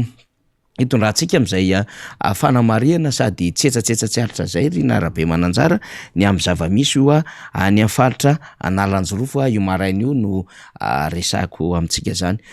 eny ary fa na izany naty zany a dia misy ny fanetanana hiatrehana ho an'lay fikaonandoam-pirenena zay efa akaiky de akaiky zay fikaonandoam-pirenena izay fa mbola ho avy eo moa ny solombam-bahoaka ny Madagasikara raha Benirina Mamy afaka miresaka am'izay izy a ny am'izay endriky ny fikaonandoam-pirenena izay a fa ny fanetanana samihafa mahakasika izany dia mandeha de zay indrindra no andefasantsika anty spot ity moa zany mahakasika an'le hoe inona no efa miandro ny tsirairay no anatin' zany fikaonandoam-pirenena zany de samby efa miomana am'ireo sosikevitra samihafa satria tamin'ny dinikasa iombonana tany amin'ny volana Jolay tany ihany any dia samy nametraka ny rehetra hoe tokony hisy izay fanolorana sosikevitra avy any amin'ny tsirairay izay na fikambanana na antoko politika na vondrona politika tsy mampaninona na olon-tsotra raha sy reo avato nasondrotry ny tany de afaka mitondra an'izay sosikevitra izay hanatsarana sy hitondrana lay lala-kevitry ny fikaonandoam-pirenena zay efa fantatra moa zany fa misy lahadinika roa lehibe dia ny resaka tontolo mpifidianana sy ny raharam-pirenena ka ity ny spot zany manamarika an'izay amin'ny antsoavo sy ireo tolo-kevitra zay avy any amintsika ka ny amin'ny hanolorana azy ireo dia alefa namana teknisianina de miverina amintsika ihany zay rehefa avy eo. Mikasika ny fikaonandoam-pirenena izay hanavaozana lalàna amin'ny feno fifidianana araky ny fanamafisan'ny komite teknika iombonana sy araky ny fehi-kevitry ny dinikasa no tanterana ny 3 Jolay 2024 teo. Manomboka ny fandraisana ireo sosikevitra avy amin'ny antoko politika fiarahamonim-pirenena fikambanana samihafa mikasika izany. Azo alefa amin'ny adresy mailaka alohan'ny 10 septambra ho avy izao ny 034 68 562 kosa larina tarby afaka ifandraisana. Averimberina matetitetika ihany izany satria ny fampahafantarana avy any amin'ny komity teknika mixta iny fampahafantarana zay nalefa tamintsika iny afahantsika mitondra ny sosikevitra hiomana ny vondron'olona metimety zao faly de hiomana ny fikambanana antoko sy ny vondrona politika samihafa de overenantsika vakina lizy rena ny amin'ny hoe fandraisana ireo sosikevitra avy amin'ny antoko politika fiarahamonim-pirenena fikambanana samihafa mikasika ny fikaonandoam-pirenena izay hanavaozana ny lalàna ny feno-fifidianana azo alefa amin'ny adresy mailaka komity teknika mixta @gmail.com dia zanatsoratra daholo ny anoratantsika an'izany komity teknika mixta @gmail.com alohan'ny 10 ny volana septambra 2024 na miantso ny antso atarby zany larana 034 68 500 500 62 zay zany no atsona ao anatin'izay. Raha afaka mandray kely rina satria sénateur Joseph Fernanty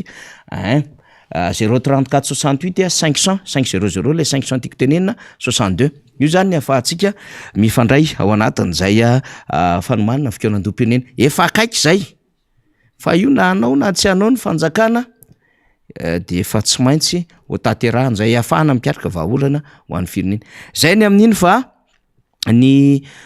vaovao omaly moa zany samy ny andro ny rehetra hoe efa de mamahana ny vaovao mamahana hoy fa tsy hoe mahimaina hoe tsy hoe mamahana fa hoe mamahana zany misy fahanam-baovao zay omeny ny fanjakana atsika zany amin'ny alalan'ireo skandala sy fahaiza-mitantana sy ireo adalàna samihafa zay ao anatin'izay fitantanana fitondrana ny firenena izay misaotra rina zay ataony fitondram-panjakana dia omalitsika ny andriandro rina hoe hipoaka sa tsy hipoaka le afomanga na de mbola ao anatin'le évacuation ra ny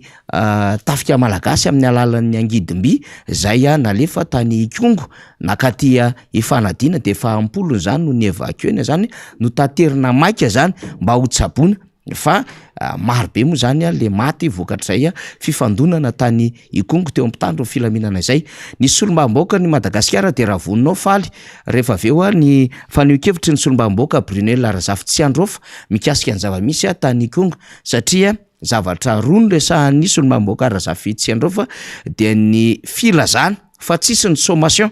zany hoe fampilazana mialoha mahakasika indrindra lay mety ho fampiasa-kery ataon'ny mpitandro filaminana nandritry ny fifanatreany tamin'ny vahoaka tany Ikongo. Ary faharoa de hoe ny tokony hananganana voameram-panadiady mahakasika indrindra aniny tranga lehibe famonon'olona mihitsiny tany amin'ny distrikany Ikongo iny tamin'ny latsinainy lasa teo zany. De rehefa vonona zay de amin'ny Etopia zany faliny amin'ny hoe nisy fanio-kevitra nataony solombavam-bahoaka Brunel Razafintsandraofo. Lay élément ngamba ny tsara tonga de alefa rehefa vonona fa zay ny tena azo heverina hoe tsara mbola hanovana ny rappel zany ho an'ny mpanaraka antsika am'izao maraina zao. Ny évacuation zay natao taty Ikongo dia amapolo mahery no nitaterina rina mba ho tsaboina zany satria tena misy fitsaboina mainka. Ny lesoka kely tao anatin'le izy zay tena azo lazainy hoe lesoka be mihitsy zany any ane vao tena hitan'ny olona le hoe ilaina le tranom-panjakany le tena hôpitaly de le hôpitaly zany tsy le trano amin'ny alalan'le trano lokoina ary ty zany ahitsitsika le izy fa le tena misy fitaovana sy misy mpitsabo ao de mpitsabo tena nanao ny ainy atsakany sy andavany ary nanao ny ainy tao anatin'ny tena asa nanao ny asany tao anatin'ny fitsinjovana ny aina. Zay moa zany tena tiako ambara anatin'le izy fa misy fifamadihana kely fotsiny lay zavatra nresako teo tam'le mpitsabo tany toerana zany ka le hôpitaly efa niresantsika foana tsisy dikany io trano zay atsanganareo sy lokonareo raha ohatra ka tsy misy ny hiasa ao anatiny ary tsy ampy ny fitaovana ary ny olona hiasa ao anatiny de ampitraika efa. De ohatran'izany ny fanangananareo an'reto EPP na CG na lycée reto ny mpampianatra efa nyteny an'izay hoe nanangana trano fireo erany anareo ka ratsy karakara ny mpampianatra, ratsy karakara ny tontolo ny famezam-piofanana ho an'ny mpampianatra sy ny fitsinjovana ny mpianatra ary ny kalitao amin'ny fampianarana de tsisy dikany ny zava-misy zany. Ka ireny ny entina ilazana zany ny amin'ny hoe atao vaindondrara ny fampitaovana ireny hôpitaly manantona vahoaka ireny. Ka raha ohatra izy zany any amin'ny commune dia CSB, raha any amin'ny district izy de CSRD zany no resantsika am'izay. Ataovy tsara karakara reny de ampitomboya reo mpitsabo mpanampy, ampitomboya ny mpitsabo ary omeo azy reo lay tena tokony anjara tokony hositrany hanatanterahany izy reo ny asany ny amin'ny lafiny ny andamin'ity samy hafa zany. Fa rehefa mitranga tahaka ny zava-misy tany Ikongo ny zava-misy hitantsika farany teo de tena ilaina tokoa zany ny fahampian'ny mpitsabo manao an'izany asa zany. Fa faharoa de hoe fahampian'ny fitaovana zany. De ny olana moa zany tsy ampy reo tompon'andraikitra misahana ny fahasalamana tany toerana fa eo ihany koa ny tsy fahampian'ny fitaovana ary indrindrandrindra ny fahaverezan-draha zay mitaky zany ny fanoloana ny raha reo fanafody zay tokony nahafahana ny karakara andreo marary. Ambony ny zava-dehibe zay tena manahirana dia mandany andro ary tsy possible mihitsy ny ahafahana mamoaka zany andreo vahoaka amin'ny lalam-pirenena zay mahazo eo any Ikongo fanadina satria tsy possible inaccessible tsy azo ale lalana ny toerana zany. De nandritra zay fotoana zay latsinainy mandra-pahatonga ny omaly dia betsaka no maty. Ny tsy fahampian'ny fitaovana entina mikarakara, ny tsy fahampian'ny fanafody ary ny faharatsy ny lalana ahafahana mamoaka aingana zany andreo marary. Zany rehetra zany no resantsika ny amin'ny hoe ohatran'izay le tena fitsinjovana amin'le besoin an'le vahoaka. Fa tsy hoe fampirevena fotsiny eny amin'ny lalana talaky maso na amina renivohitra na district anankiray zay mety ho tonga n'le tompon'andraiki-panjakana de ananganana karazana CSB kely na hôpitaly kely de lokoina kanefa tsisy olona sady tsisy fitaovana ao amin'le toerana de tsisy dikany zany. Ary io fa niresantsika hatramin'izay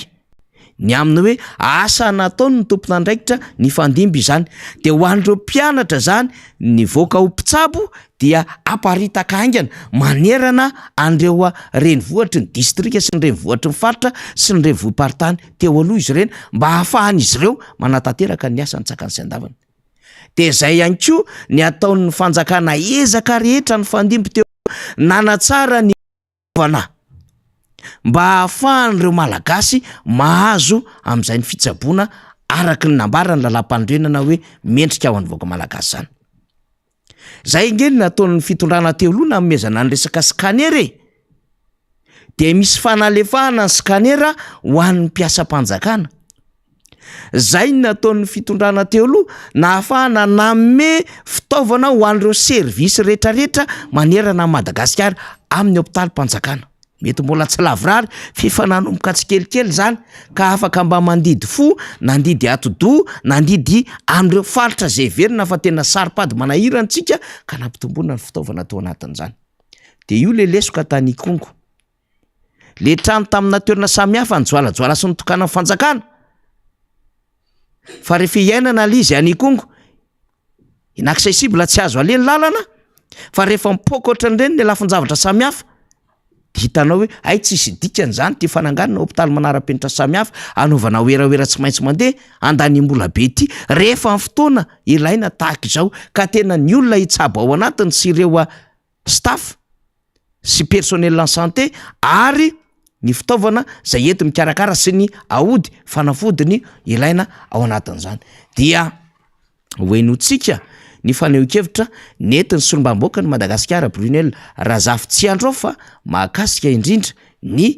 fomba fahitany ny zava-misy tany Kongo ary nisy révélation zay tsy mbola fantatrika tamin'ny vaovao samihafa fa izy moa amin'ny olom-boafidy azy tao anatin'izany district zany dia nazava kokoa ny endrim-panazavana nentina. Zany hoe efa nisy fanazavana nentin'ny Prince Johannes zany avy any Kongo zay mpikambana ao anatin'izany na zanaka an-tanàla, efa nisy ihany koa ireo avy any amin'ny faritra iny no ny tondra fanazavana fa tena ny version solombam-bahoaka no henotsika mba ahafantarantsika ny ohatry ny hoe ahoana ny tena ny ainan'ireo vahoaka ny zava-misy tany arak'ilay version azo solombam-bahoaka satria tsara ny mamaka ny solombam-bahoaka de manana mpiara-miasa aminy ny assistance ny assistanteny na reo conseiller zay miara-miasa aminy. De misy am'ireo aty amin'ny Foibe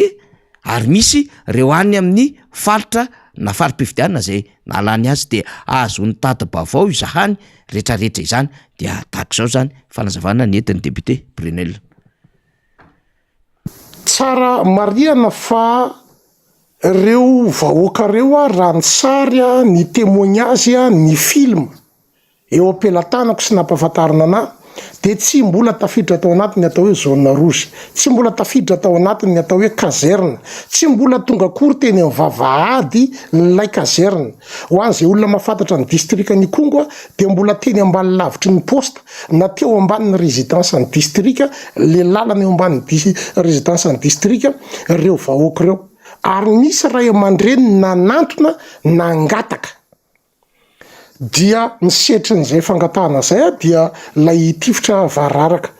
Fa raha ohatra ka hoe nisy ny sommation na nisy ny zavatra hafa tokony nampiasaina taloha amin'ny fampiasana fitaovam-piadiana, tsy nijanona teo reo olo reo ary tsy zany ny zavatra nitranga.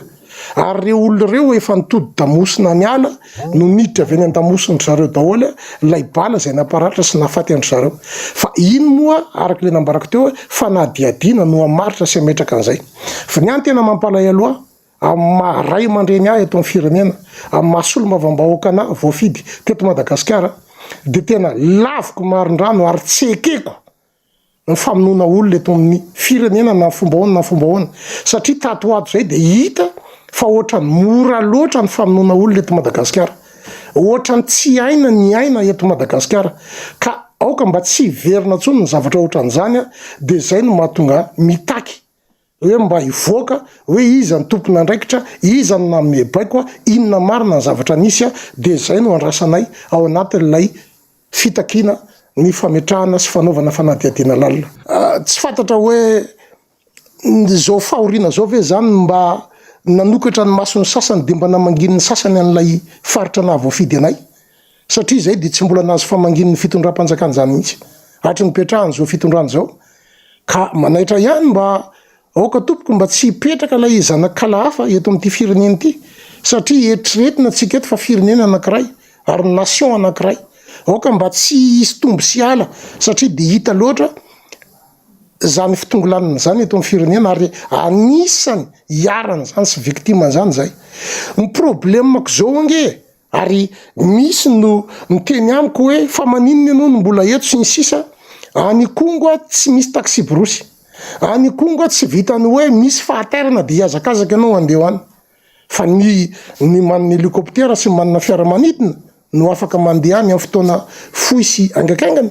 fa raha ohatrany tena ohatrany vahoaka tsotra rehetrarehetra mila fiomanana be mila fikarakarana be vo tonga am'izany toerana izany noho ny tsy fisin'ny lalana avy eo fanadina makany amin'ny distrika ny kongo fa ny ankety parlementaire kosa dia ahafantarana ny andraikitry ny vondrona ny entité tsirairay avy ary ahafantarana ihany koa ny responsabilité ny administration zany hoe ny vesatra noho ny adidy zay ny raisina fa diso na noho ny adidy zay tokony raisina nefa tsy natao ho an'ny tompona ndraiky mpanjakana rehetrarehetra zay nivoaka ao anatin'ny ankety parlementaire mety ho tonga trany amin'ny gouvernemanta hoe mety misy tompona ndraikitra eo anivon'ny gouvernemanta tsy nandray ny andraikina mety ho tompona ndraikitra eny fotony hoe ny komandry na ny lehiben'ny commissariat ny tsy nandray ny andraikiny na nandray fanapahan-kevitra fa diso zany rehetrarehetra zany a hivoaka ao anatin'ny ankety parlementaire ya ny fanamafisana n'izay enquête parlementaire zay moa zany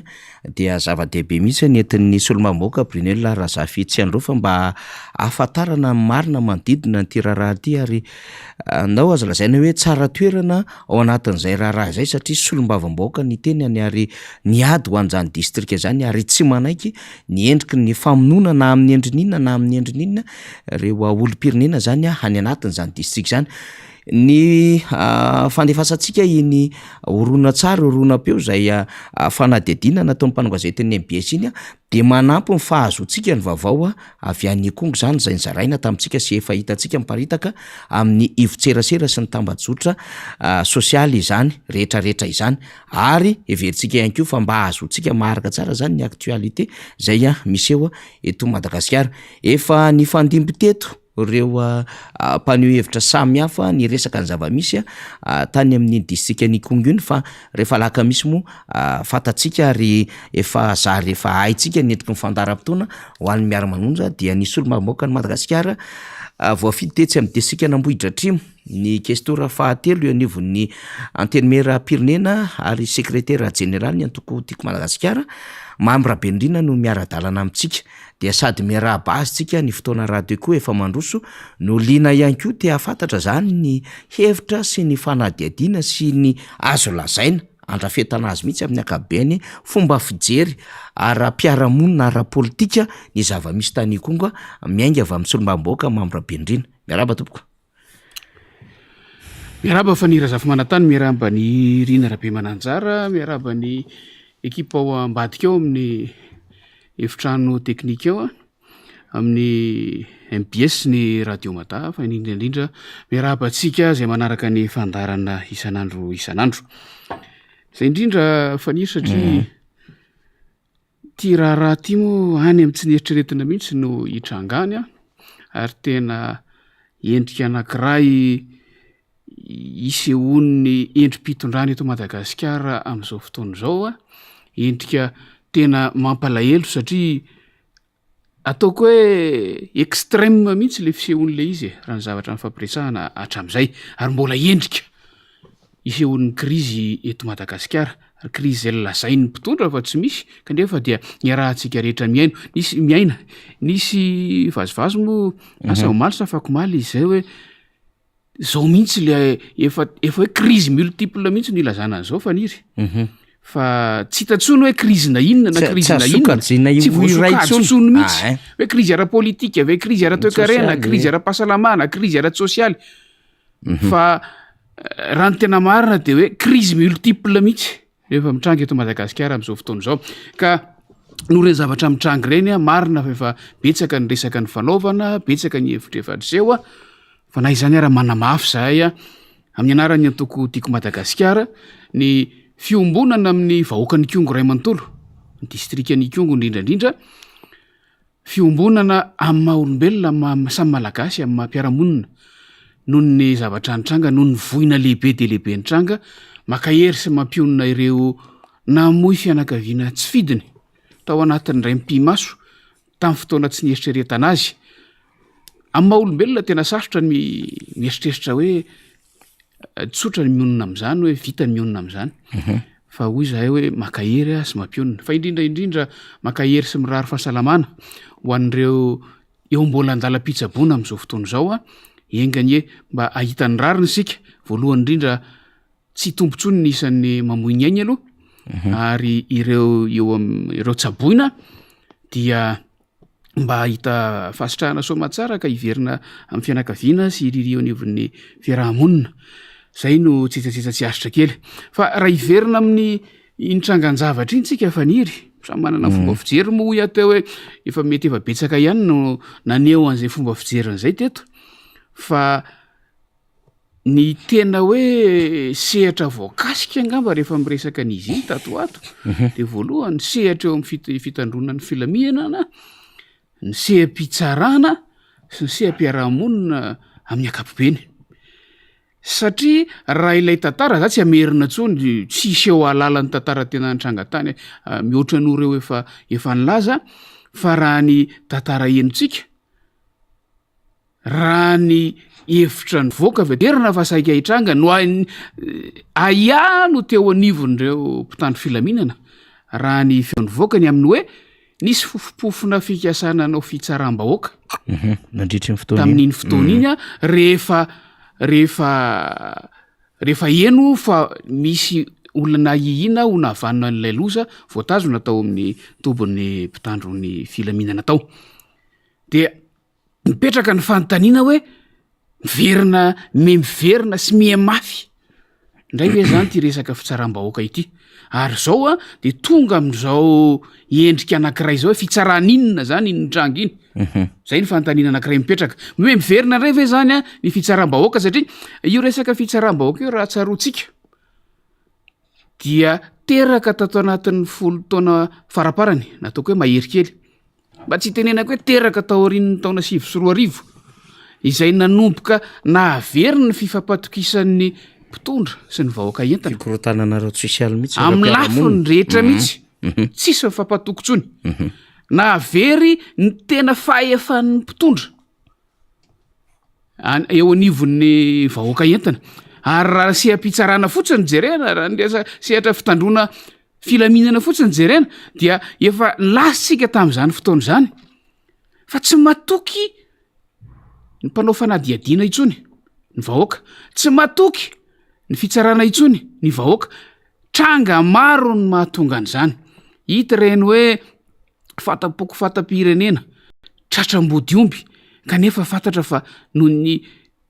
afaka andro vitsivitsy afaka herinandro vitsivitsy dia miseho amin'ny hainao manjery sy amin'ny vaovao fa mahazo fahafahana na vonjo maika na tsy vonjo maika mahazo fahafahana aloha na ary na karazana tranga inona na karazana tranga inona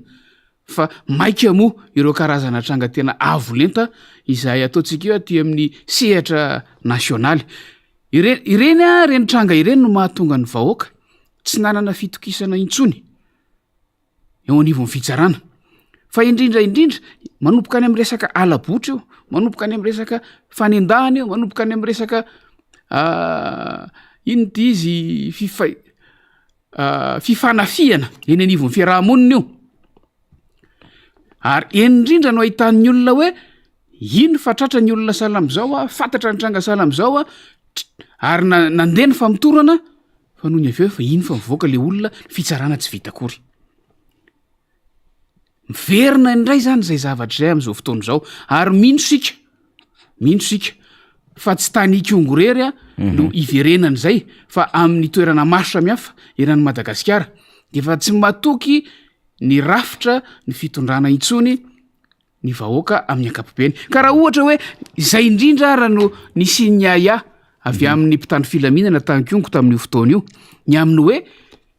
mialany ny andiam-bahoaka mino afa andihany tsy tebetsaka azotsika jerena nge ny taremarika firy nisy amponina o tampitanana ankongo firy nisan'ny ataontsika hoe olona voavory tampoka teo tamin'ireny fotoan'ireny fa nisy an'ireo andian'olona ireo izay ataontsika hoe netika tezerina tsy fantatra zay tena antony afaka miteny angetsika hoe nisy zavatra nandrasana izy ireo fa tsy nivaly, nisy fanontaniana napetraka izy ireo fa tsy nivaly, fa mirohatra izy iandro ny valina zany, mirohatra izy ijery ny toy ny tranga tamin'iny fotoana iny, fa ny fiahiahina avy any amin'ny mpitandro filaminana de ny hoe ho avy ny fitsaram-bahoaka nao fitsaram-bahoaka reo, ary matoa ny ahiahan'izay ny mpitandro filaminana de efa mahalala n'ilay zava-misy eto Madagasikara ihany koa, fa tsy mino mihitsy aho faniry hoe kazerina ray manontolo, kazerina moa ny voambolana nampiasaina fa zana tobo-paritra izy ireny indraindray brigady na tsy haiko avy za moa tsy tena mafetsara an'le voambolana amin'ny filazanan'ireny rafitra ireny, fa ireo tompona andraikitra teo anivon'ny fitandrona ny filaminana tao kongo zany efa tena nieritreriny mihitsy no efa lasa lavitra be ny aloha. Fa ny fanontaniana faharoa mipetraka faniry de zao, raha ohatra ry zareo ny ahiahy hoe ho avy ireo andian'olona ireo, za tsy tena hoe vahoaka, tsy vahoaka ireo fa andian'olona ireo, raha ho avy ireo andian'olona ireo nikasa hanao fitsaram-bahoaka, inona zany navaly ny mpitandro filaminana azy? Inona zany ny azo ilazana aniny tranga izay navaly ny mpitandro filaminana azy iny? Inona ny azo amaritana aniny fitifirana, tsy tena hoe fifampitifirana fa fitifirana nataon'ny mpitandro filaminana an'ireo andian'olona zay tonga nirodorodo nanao andiany be nanatona ny tombony mpitandro filaminana ireo, tonga de fanapahan-kevitra samy malalintsika ahoana fomba fiasan'ny mpitandro filaminana. Voalazan'ny solombavam-bahoaka voafidy tany amin'ny distrika ny Kongo teo ny dingana tokony arahana ny amin'ny sommation sy ny sisa sy ny sisa, samy malalintsika hoe ao anatin'ny fotoana fohy misy dingana tsy maintsy arahana ao anatin'ireny, ary misy ny baiko tsy maintsy andrasana,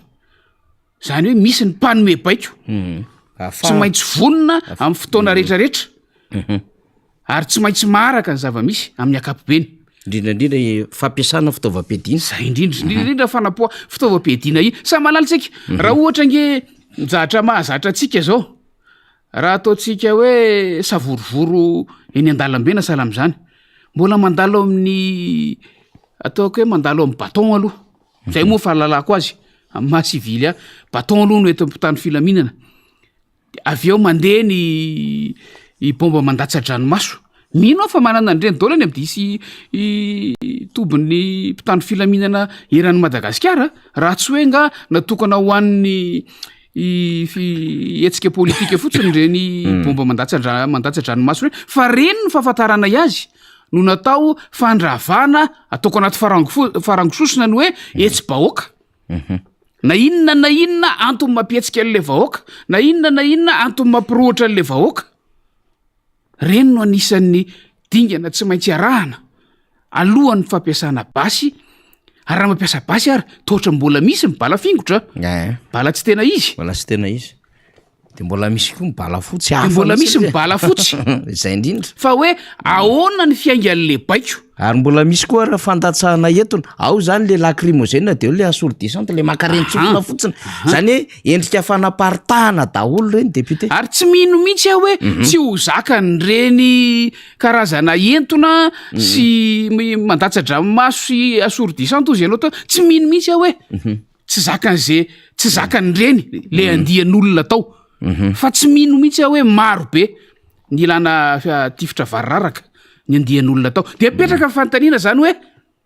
ahoana ny raha nisy ny baiko ny ainga avy aty amin'ny lehibe, ny fampitana ny vaovao avy any fotony ve no tsy araka ny tokony ho izy, sa misy zavatra efa tonga de ninina ny dinganina mihitsy tao, sa nisy tsy nandray baiko avy amin'ny lehibe tsony tao fa nandray fanapahan-kevitra isamy irery ny tena ny teny ka nahatonga n'ireny tifitra variraraka natao amin'ny vahoaka ireny. Fa aminay amiko ny fandikako an'ireny de izao, ny ezahana ny sorohana ny fitsaram-bahoaka, raha zay ny eritreretan'ny mpitandro filaminana azy, fa tonga de ny raisan'ny mpitandro filaminana andraikitra ny fitsarana an'ireo vahoaka ireo, de ary teony ao tao anatin'ny segondra vitsy nandraisana zay fa andraikitra sy fanapahan-kevitra sy didim-pitsarany i mpitifitra izay hoe zao ny sazy a exécution famonoana zay nge zavatra nitranga teo e ataontsika hoe voalaza hoe nitondra kalaza nitondra antsy ny sisa fa miohatra am'ireo mpitandro filaminana mbola heverinay fa mbola atody miady am'mbato zany fa fanapaha-kevitra niraisina zay mpanome baiko tao a ny hoe efa tsy izy tsony reo efa meloka zany reo vahoaka reo a ary ny sazasazanreo ary nandika lalàna reo ny sazasazanreo de mifamonoana ho faty zay le ataoko teo hoe exécution tena grave fa na zay nandray fanapaha-kevitra sy nanome baiko tamin'io fotoana io ary tsy asana ataoko hoe tsy niandro tsony ny fitsarana na tsy natoko tsony ny fitsarana ka tonga de nampiasa ny fomba ny moyen faratampony tao anatin'ny fiatrehana ny zavatra nitranga iny de averiko hoy aho hoe mba hisorohana an'lay ny oahihina fa fitsaram-bahoaka ve de naleon'lay mpanome baiko eo a naleon'ny mpitandro filaminana izy nandray nitoeran'ny mpitsara tonga de nanapa-kevitra tsy ny ahiatsony hoe mbola aiainy reto olona reto anao fitsaram-bahoaka fa tonga de nanapa-kevitra hoe diso reto olona reto a didim-pitsarana vonono reto amiko zay zavatra nitranga azo adika ho sala am'izay le izy midika an'izay faniry dia efa manaprofo lay nyresantsika foana hoe efa mifangaro voraka tanteraka ny fahefany eto Madagasikara efa tsy fantatra tsony hoe iza ny manao inona iza no mibaiko an'iza iza ny mandray baiko avy amin'iza fa efa samy manao zay tiany atao nresaka tsika teto tamin'ny tapabolana ny zavatra nitranga tamin'ny Mahajanga molo resantsika moa indrefaveo no ampidirantsika an'le adevitra nresaka tsika teto tamin'izany fotoana zany no hoe fanontaniana petraka fa iza ny mandray baiko iza ny manome baiko de iza ny mandray baiko tamin'ireny tamin'ny Mahajanga ireny de zao mbola mitranga indray zany anykongo tsy fantatra tsony hoe iza ny nandray baiko a de iza ny manatanteraka de iza ny manomeny baiko a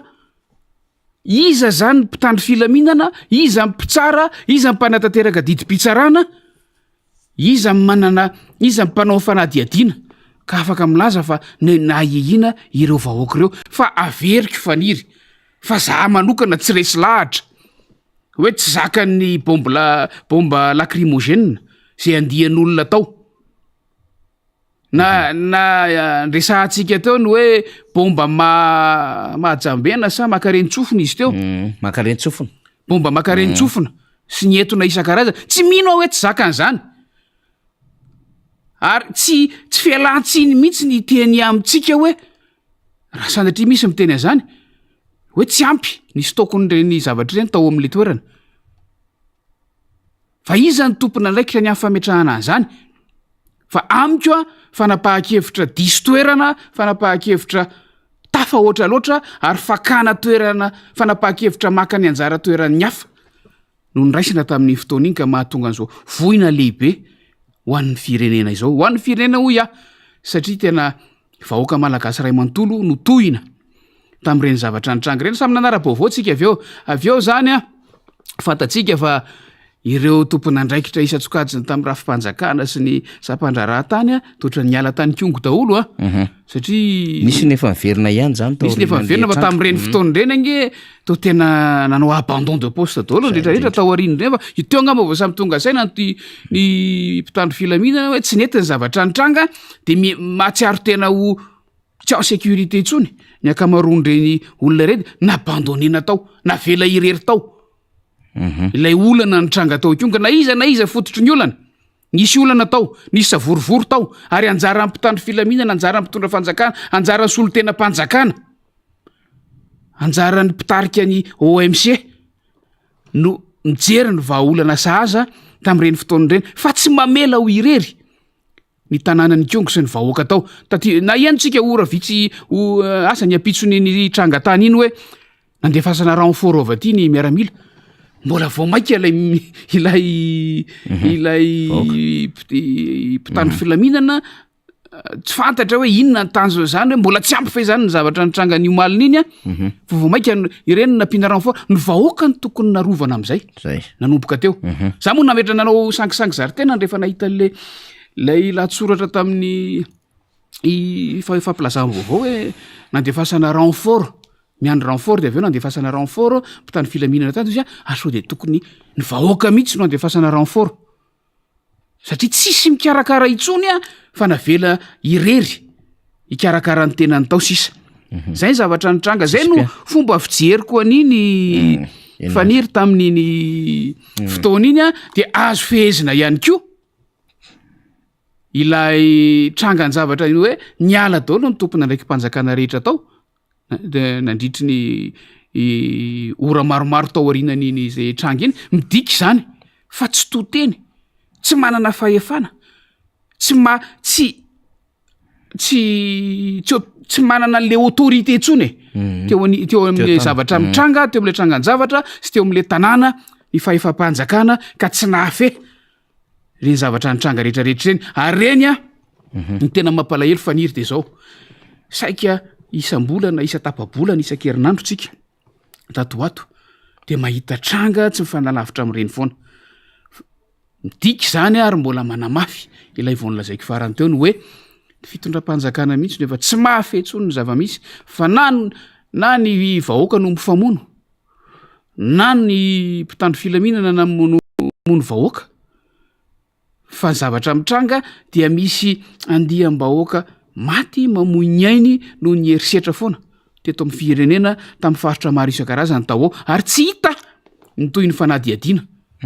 fa de tonga am'ilay hoe samy miala matimaty foana any milaza fa atao fanadiadiana any amin'ny faritra fa samy miandry tsika ohatra ny tany am'ireny faritra akazobe farafangana ifanadiana sy ny sisa reny herinandro tapa-bolana ro tokom-bolana teorina mbola misy miteny hoe mbola tsy hita ny valo fanadiadiana efa tsy hita ohatr'izay efa tsy hita tsony diky zany fa tsy mahavita ny andraikitra apetraka amin'ntsony ireo tompon'izany andraikitra zany amin'ny fitondrana ny fiainan'ny firenena amin'ny ankapobeny ity resaka ny kongo ity député Mamira Bendrina dia hitondrano reo sokajon'olona samy hafa fiarahametana zany ary fanameloana ny amin'ny fiatsika nataony ny mpitandro ny filaminana zay nandripaka vahoaka nanao tifitra vararaka ny antoko politika samy hafa moa efa nyteny sy nitondra izany fanamariana izany ny fikambanana sy ireo olotsotra zay naneho hevitra ihany ko fa ny alefantsika izao ndray zany de ireo mpianatra zay ao amin'ny université amin'ny Fianaratsoa zay miompana indrindra ao anatin'le Grand Sud-Est fédéral zany izy ireo no nitondra n'izay fiarahametan'izay de arak'izao hitantsika am'sary zao nanao akanjo mainty hosaonana fiarahamiory dia mazava tsara ny soratra étudiant de l'université ny Fianaratsoa izahay ato amin'ny association Grand Sud-Est fédéral de miaramiory ary tsy makasitraka ny fandatsahanaina amin'ny endriny rehetra tao Ikongo. Izay zany ny fihetsehana am'izao fotoana zao zay ataon'ny mpianatra ary manao akanjo mainty isika ao anatin'izay fiarahamiory ny zava-misy atao amin'ny distrika ny Ikongo izay. Io mbola mitomo le faneho-kevitra samy hafa raha ny fantatra dia ny solombavam-bahoaka ny Madagasikara Zafy Tsiandrofa Brunel zany de ivahiny amina fandarana manokana fahitalavitra tsy miankina am'ty ny alina ity de hitantsika eo fivoaran-draraha fa nagaga sy nahataitra ny rehetra ihany amin'ny hoe nisy fidinana ataon'ny tompona ndraiky mpanjakana de tsy anisan'ireo délégation atao anatin'izany ngidimihita ny antoeran'izany ny tenany ataontsika parenthèse fotsiny zany atao-javatra ina daholo zany rehetra izany fa indraindray na matetika dia somary tsy de mitovy na hoe tsy mirazotra faneho-kevitry ny fitondram-panjakana matetika ny faneho-kevitra zay ataon'Andriamatoa Brunel Razafy Tsiandrofa momba n'ity Ikongo ity distrika mihitsy zany resako zany na fanasokajiana ny faritra fampisarana zany vatovavy sy fitovinany de anisany tsy nitovizany hevitra zany tamin'ny fitondram-panjakana. Eo ihany koa ny resaka teleférika dia tsy nitovizany hevitra tamin'ny fitondram-panjakana izany na de tianara manamarika fa ao anatin'ny vovonina politika IRD izy zay nalany azy tao anatin'izay distrika ny Kongo zay. Efa miresaka fitandrona ny filaminana ianao député Mamira Bendrina dia nisy taratasy zay nalefa ny antoko-tiky Madagasikara. Ianao moa manana andraikitra lehibe mihitsy ao anatin'izany antoko zany satria sekretera général ianao zay misahana ny fifandraisana amin'ny androm-panjakana sy ireo sehatra iraisam-pirenena ka tamin'ny faha 7 volana Aogositra araka ity hitantsika amin'ny sary ity dia nandefa taratasy zay navatana tamin'ny prime ministre lehiben'ny gouvernementa ny antoko tiako Madagasikara tamin'ny alalan'ny secrétaire général zay nresana teo ary nosony avinao andre matoma am'Rabendrina izany antotantaratasy zany ny sombony efa nresana ihany niaraka tamin'ny député fetra zay filoha amin'ny vondrona parlementaire ny antoko tiako Madagasikara ny votoatiny ty taratasy ty sy ny fomba fijery ny antoko tiako Madagasikara ny zava-misy indrindra ny fanakatsakanana ny tany Antsiranana ny tany Mahajanga zay niatra tamin'ny antoko tiako Madagasikara sy am'izay rehetra ataony ny amin'ny fanehoan-kevitra zany sy ny fizaram-baovao ka dia nanoratra tany amin'ny prime ministre lehiben'ny gouvernement everina fa tsara toerana mihitsy ianao androany député Mambrabendrina hanazava ity antotantaratasy zay nalefa tamin'ny 7 volana aogositra ity ary nisy ny kopia zany zay dika mitovy na vatana ny amin'ny système ny Nations Unies ny vondrona Européenne ny vondrona Afrikana sy zay rehetra tokony andray azy zany io sehatra iraisam-pirenena député Mambrabendrina. Io taratasy io de nosoratana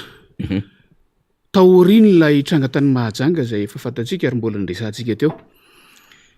Reny ny tranga faraparany ny tany Antsiranana sy ny tany Mahajanga fa ny rahantsika mahalala sy ny rahantsika ny aina nandritra ny fotoana lava fa ireo tranga nresahanao anatin'io taratasy io dia tranga natetika tamin'ny atra tamin'ny antoko tiako Madagasikara tamin'ny fanatanterahany ny andraikiny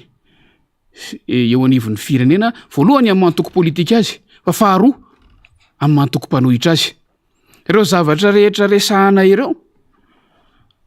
de zavatra voaro ny lalàna velona, lalàm-panorenana sy ny lalàna fehizoro sy ny lalàna tsotra sy didim-panjakana izay miatra eto Madagasikara. Fa na tonga ny taratasy iny de zao hoe fa nahoana raha rehefa fantatra fa misy ny lalàna izay miaro ataontsika hoe zoniny tsirairay ivezivezy malalaka, zoniny antoko politika aneho hevitra, zoniny fikambanana maro samihafa ivory any amin'ny toerana azy manokana. Averiko fa arova ny lalam-panorenana sy ny lalàna samihafa zany kanefa ny ainantsika tao anatin'ny taona vitsivitsy farana fa ninona atao de anaovana tsodray foana ny antoko tiako Madagasikara de nanapa-kevitra izahay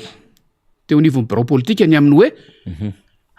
alao apetraka mihitsy ny fanontaniana napetraka tamin'ny mpitandro filaminana zany tany tamin'io fotoana sy ora io tany Mahajanga ny amin'ny hoe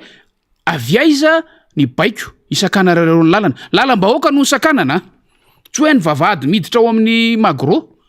fa ny lalam-bahoaka miditra amin'ny quartier misy ny magro rehetrarehetra zay mety ho sapanana ahafahana miditra manakaiky ny trano magro zay nisy ny fivoriana sy ny fampisehoana no kasain'ny antoko tiako Madagasikara atao. Lazainy izahay tamin'izany fa manakorotana ny fiainam-bahoaka ordre public sy ny sécurité publique moa no tena fiteny milaza azy tamin'izany. Fa rehefa nanontany zahay hoe fa maninona ary inona ny antony de valibaraingina nazonay hoe antanio préfet. Aiza le préfet zany anie natao iresaka natao andray fanapahan-kevitra de natao iresaka adidiny mampafantatra amin'ireo zay voakasika ny fanapahan-kevitra raisy ny fitondram-panjakana. Fa rehefa nanontany zay hoe aseho ianay ara farafaratsiny rehefa tsy resaka aminay le préfet aseho ianay ilay fanapahan-kevitra mbola valibaraingina ihany ny azonay avy amin'ireo mpitandro ny filaminana de teo no mipetraka fantaniana hoe inona ary ty ao iendrika inony ty ataon'ny fitondram-panjakana ity zany hoe tsy misy rafitra tsy misy fenitra intsony ny fitantanana n'ilay raharaham-panjakana fa zay tiana atao no atao tsy adiniko mihitsy tamin'iny alatsinainy fa 5 volana aogositra maraina iny sy ny asabotsy fa 13 volana aogositra maraina nge mbola tsy indrindra ny asabotsy mbola tsy nisy fisakanana ny zay tompona ndraikitra tonga ny aloha maraina teo fa tampotampoka eo no ny tonga indrindraindrindra zay solombavam-bahoaka de zao mihitsy ny feon'ny lazaina taminay ianareo tsy mahazo miditra de vao maika solombavam-bahoaka efatra vao maika ny ampo ny fanontaniana hoe fa maninona zay tsy mahazo miditra nahoana reo efa tafiditra ireo no tafiditra fa maninona zay tsy mahazo miditra tsy manakavaly le mpitandro filaminana satria na izy ara mino aho fa ny an-tsaina any hoe fa maninona tokoa moa reto ny tsy azo ampidirina refa re tsy nampidirina ankeo fa zany hoe tsy vita ny itenena ian'izany a tsy fatany ny antony a de naleo ny ala anavona fotsiny tsy namaly anay de vokatry reny zavatra nitranga rehetrarehetra reny ary fanamafisana ny fanontaniana napetraka ay tamin'ny mpitandro filaminana sy ny kasaina hiapetraka tamin'ny préfet raha nitadin'ny préfet zay satria zay koa ny torohevitra ny mpitandro filaminana hoe ndana nytanio ny préfet vokatra ny tsy fahazoana ivalina tamin'ireny a ary tsy azo amin'ny antso atarybe koa le préfet no nahatonga nyty taratasy nalefa amin'ny andremato prime ministre ity satria ny prime ministre no lehibe ny gouvernement ny prime ministre no lehibe ny fitantanandra ara-panjakana chef de l'administration ary ny prime ministre no mameno ny toromarika farany rehetrarehetra ny amin'ny fanapahan-kevitra sy ny fiatsika tokony ho raisin'ny tompony andraikitra isan'ambaratonga rehefa tsy mahavaly ny atyetena tenany na minitsy mamaly anay na miavonavona amin'ny vahoaka de aloha miresaka amin'ny zay verina fa ho tompony andraikitra manana an'le fahefana fa eo tsika miandro hoe tena manana an'le fahefana marina ve izy 20 aogositra ty taratasy ty nalefa fa hatramin'izao mbola tsy nahazo valiny a isika amin'ny antokotiko Madagasikara de asa indray inona ny dikan'izay voarainy io voaray tamin'ny 12 volana aogositra io apelatananay ny mana fanamarinana ny nandraisina ny taratasy io tokony amaly zany ny prime ministre tokony amaly izy zay ny antony anaovana ny taratasy io taratasy tokony amaly izy miandro ny valiny zay ary ny valiny io tsy misy hoe iandrasana fanazavana very fa fanapahan-kevitra ny raisin'ny fitondram-panjakana tamin'ireo andro nitrangan'ireo zavatra ireo no angatahana valiny antsoratra fotsiny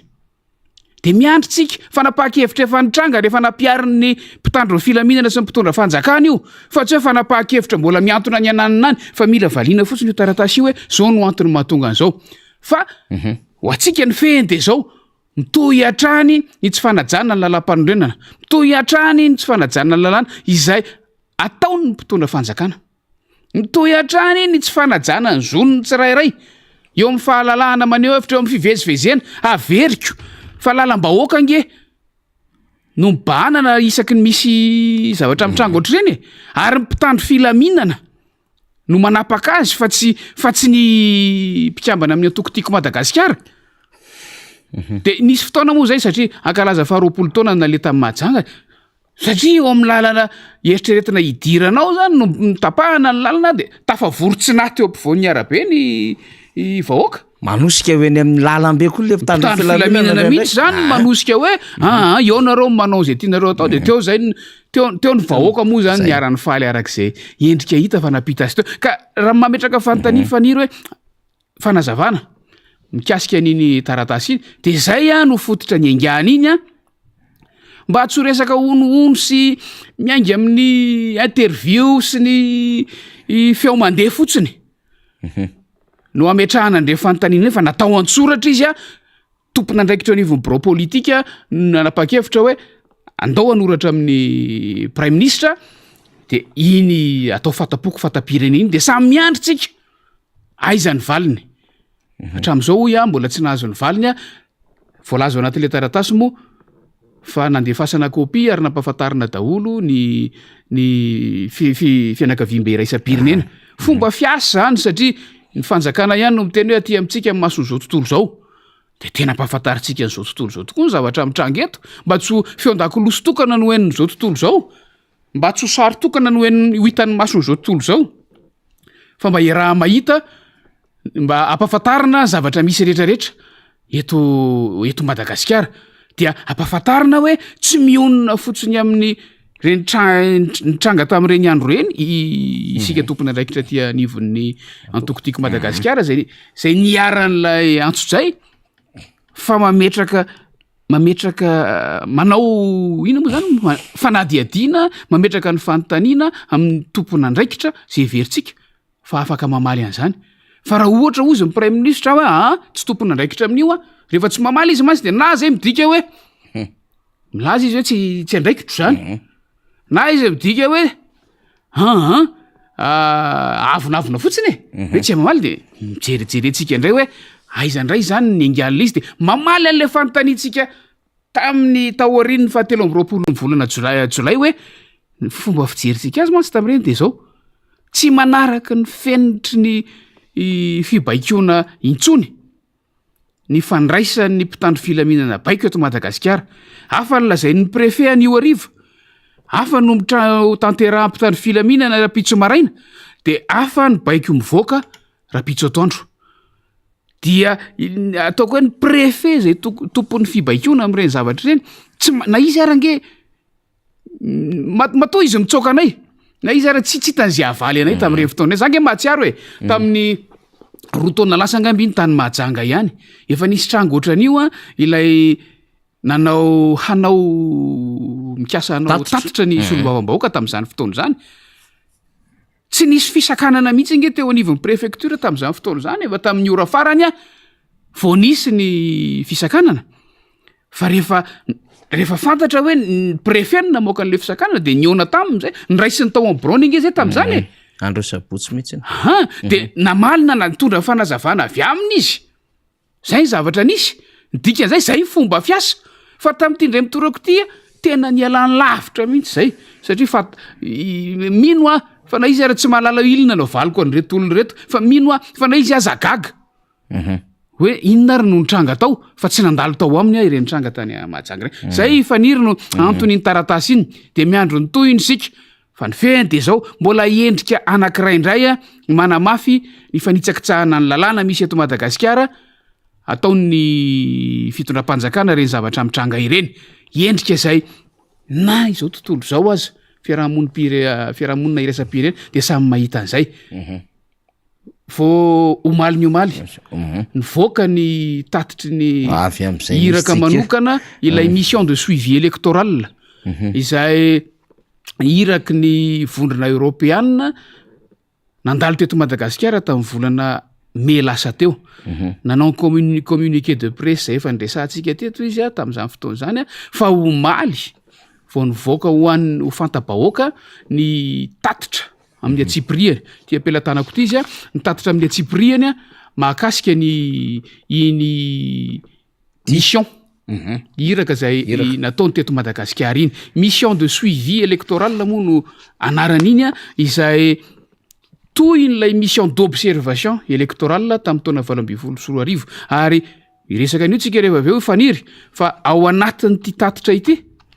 de mbo ahitantsika taratra voalaza ao fa fantatry ny fianakaviam-be iraisam-pirenena io tsy fanajana ny fahalalana aneo hevitra misy eto Madagasikara. Izay indrindra député Mamrabe reny mitoy amin'ny adevitra fahatelo zany tika. Ny adevitra voalohany resantsika teo ny zava-misy tany Kongo ny amin'ny fomba fijeriny député Mamrabe indrina azy ara-piarahamonina sy ara-politika. Ny adevitra faharoa de mikasika indrindra iny taratasy navatana any amin'ny prime ministre iny zay endrasam-baliny amin'izao fotoana izao satria io zany correspondance io avany amin'ny antoko tiako Madagasikara mazava tsara mihitsy ny antety mazava tsara mihitsy ny andraikitry ny olona nandefa sy ny manosiny ary ny dika mitovy de eo ampiandrasantsika hanana an'izay tena sincérité na bonne foi zay ve ny eo anivon'ny fitondram-panjakana ka raha mametraka fa homme d'état misy tompon'andraikitra eto dia mamaly zany amin'ny alalan'ny taratasy mahakasika any antony na le objet n'ilay taratasy navatana aminy sy ilay votoatiny zany lahatsoratra izany. Zay ny amin'iny fa efa natsitika député Mamrabe indrina teo mikasika indrindra zay mission d'observation ny vondrona Européanina tamin'ny 17 volana May 2024 teo moa zany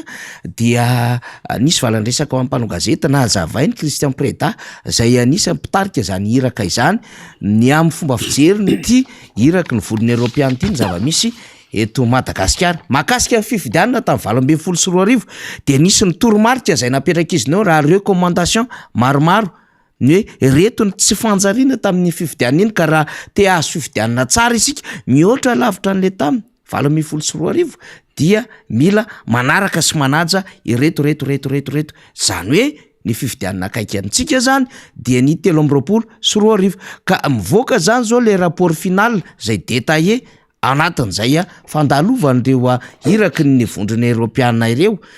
Mialohan'ny tena hiresahany député Mamrabe indrina dia hotsongaiko ty lahatsoratra ity Andriamatoa Solombamoaka atao amin'ny gazety namana mpiseho isan'andro iray gazety Tia Tanindrazana zao ny ambaranao anatin'izany. Ty tandrazana zay nivoaka androany izy ty, CENI sy ACC loza mitatao amin'ny fifidianana ireo natao filohany. Nanao tatitra momba ny fanaraha-maso ara-pifidianana indray ny vondrona Europiana na ny UE, nasongadiny ny fanekena fa nanaraka ny voafaritry ny lalam-pandrenana ny fanendrenana ny filohan'ny CENI Andriamatoa Dama Andrianarsedo Retafa Arsène sy ny filohan'ny ACC Andriamatoa Florent Rakotoarso. Saingy mamparefo ny fitokisan'ny olom-pirenena ny fifidianana, loza mitatao amin'ny firosona amin'ny fifandimbiasam-pahefana ara-demokratika. Ny nanendrena an'Andriamatoa Dama Andrianarsedo Retafa Arsène izay vady minisitry ny asa-panjakana ho filohan'ny CENI ny 7 volana Novambra 2024 dia nametraka ahiagoavana sy nanome endrika ratsy sy loza mitatao ny fijerin'ny vahoaka ny CENI. Ny tsy ahivon'ny UE na ny vonina Europiana ihany koa ny efa na-ministry ny aty tany tamin'ny teteza mitantarihan'ny Rajoelina an'Andriamatoa Florent Rakotoarso izay mety hanampitrotraka ny aya amin'ny fiandaniana izany. Izay no lahatsoratra navoaka ny gazety Tia Tanindrazana androany. Ivadika ato amin'ny député Mambrabendrina isika. Député Mambrabendrina moa zany eny an-tanany lay taratasy misy pejy maromaro izy eo, tsy fantatra hoe firy pejy iny rapport final iny fa 20 pejy. De anisany nahazo voalohany zany solombavam-bahoaka ny Madagasikara maha sekretera jeneraly azy zay manao fifandraisana amin'ny androm-panjakana sy ny sehatra iraisam-pirenena mahakasika ity rapport final ity natatitra farany zany natao ny vonina Europiana.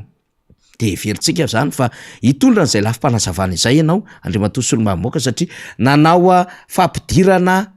am'le hoe avant-goan'le adevitra na avant-papier araka ny fomba fitenin'ny mpanao gazety azy, fa le tena votoatin-kevitra zany rapport zany de veriko fa hitondranao lafim-panazavana ho an'ny mpanaraka mpiaino ary mpijery antsika am'izao fotoan'izao Andriamatoa député.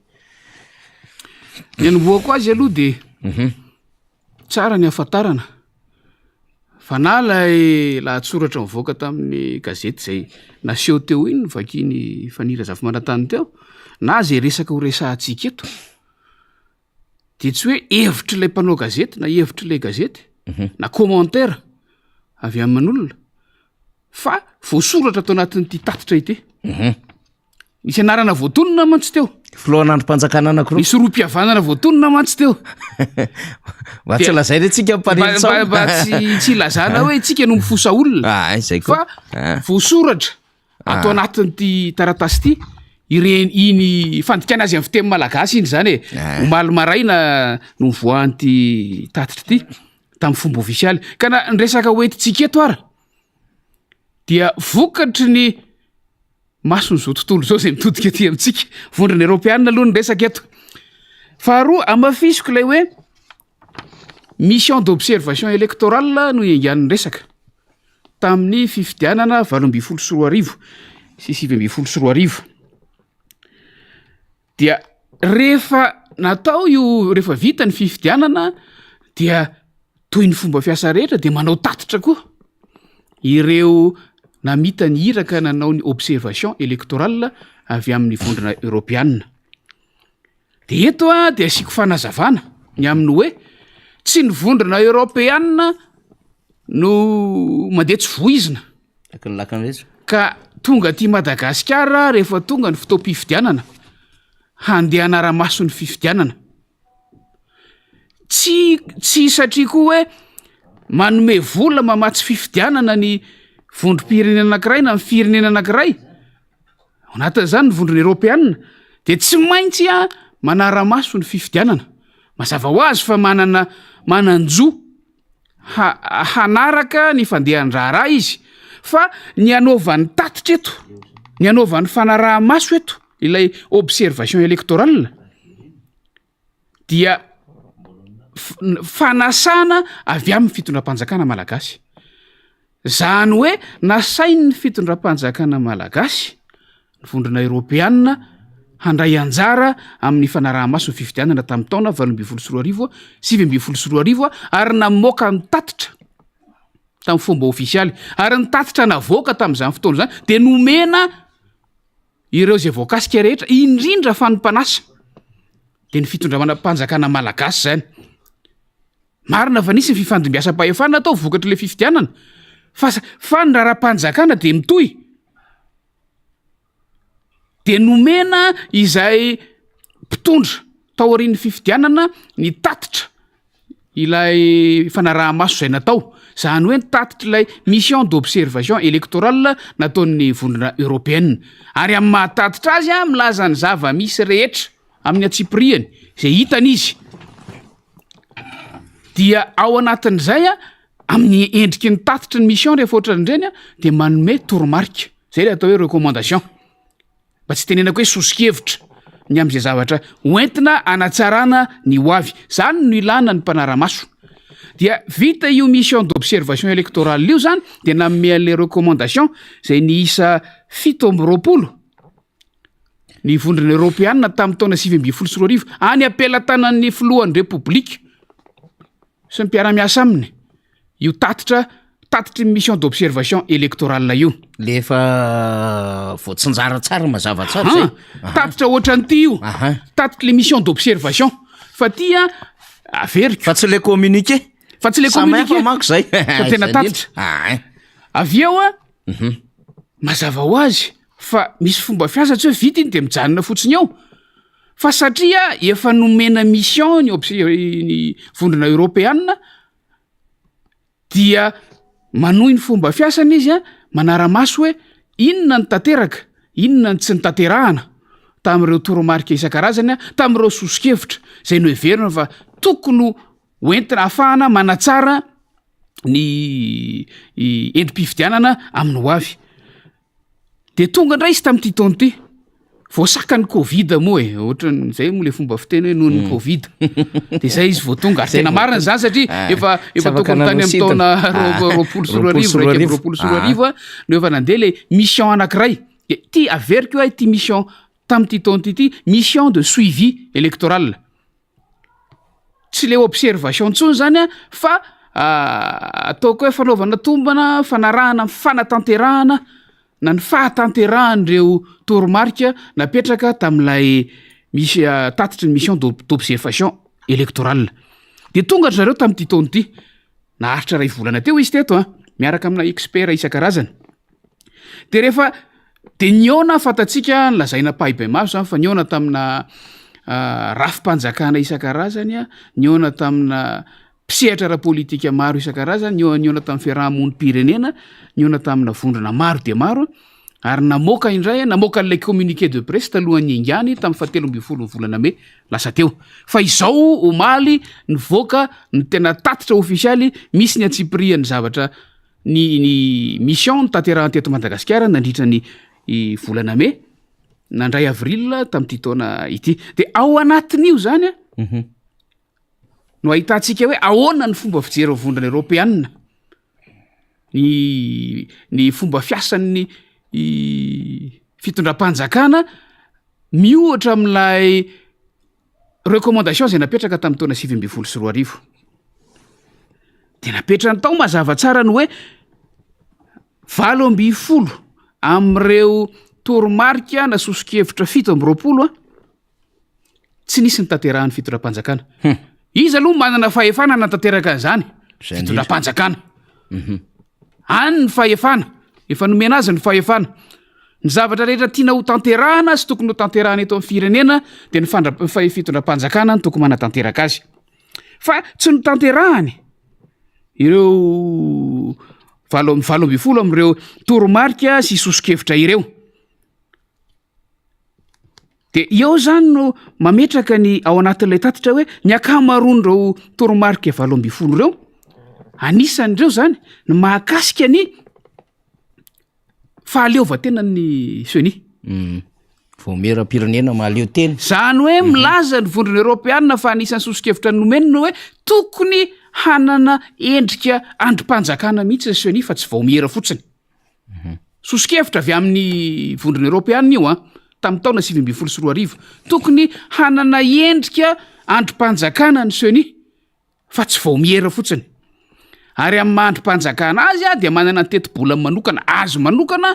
manana ny birao fiasany azo manokana manana ny lapany azo manokana fa tsy mialokaloka amina ministera anankiray fa ny zavatra hita mantsy anisan'ny lazain'ny tatitra tamin'ny mission d'observation de ny hoe amin'ny maha commission azy amin'ny maha vaumiera azy ilay seni dia na ny teti-bola iasany de mbola miatehatra amina ministera na ny fitaovana ampiasainy de mbola miatehatra amina ministera na ny birao iasany de mbola miatehatra amina ministera ary ministera samy hafa no manome azy an'ireo ary zay zavatra zay de tsy ahitana ilay endriky ny fahaleovantenany seni mihitsy eo amin'ny fanatanterahana an'ilay andraikitra hatramin'izao anefa mbola tsy misy ny firosona ho am'izay zavatra zay ary ilay tamin'ny heritaona fa ataperany manda amin'ny seni teo aloha zay nanavozana ny seni ho amin'ny endriny am'izao fotoana zao de nieritreretina hoe ho fotoana anankiray tokony nahafahana mitondra zay fanavozana izay zay nahatonga atsika taty anivo fanoherana faniry laza hoe opportunité reny a nahafahana hoe jery zay tokony ahitsy eo amin'ny firafitry ny seni ary manamafinjahatra nylazaitsika mihitsy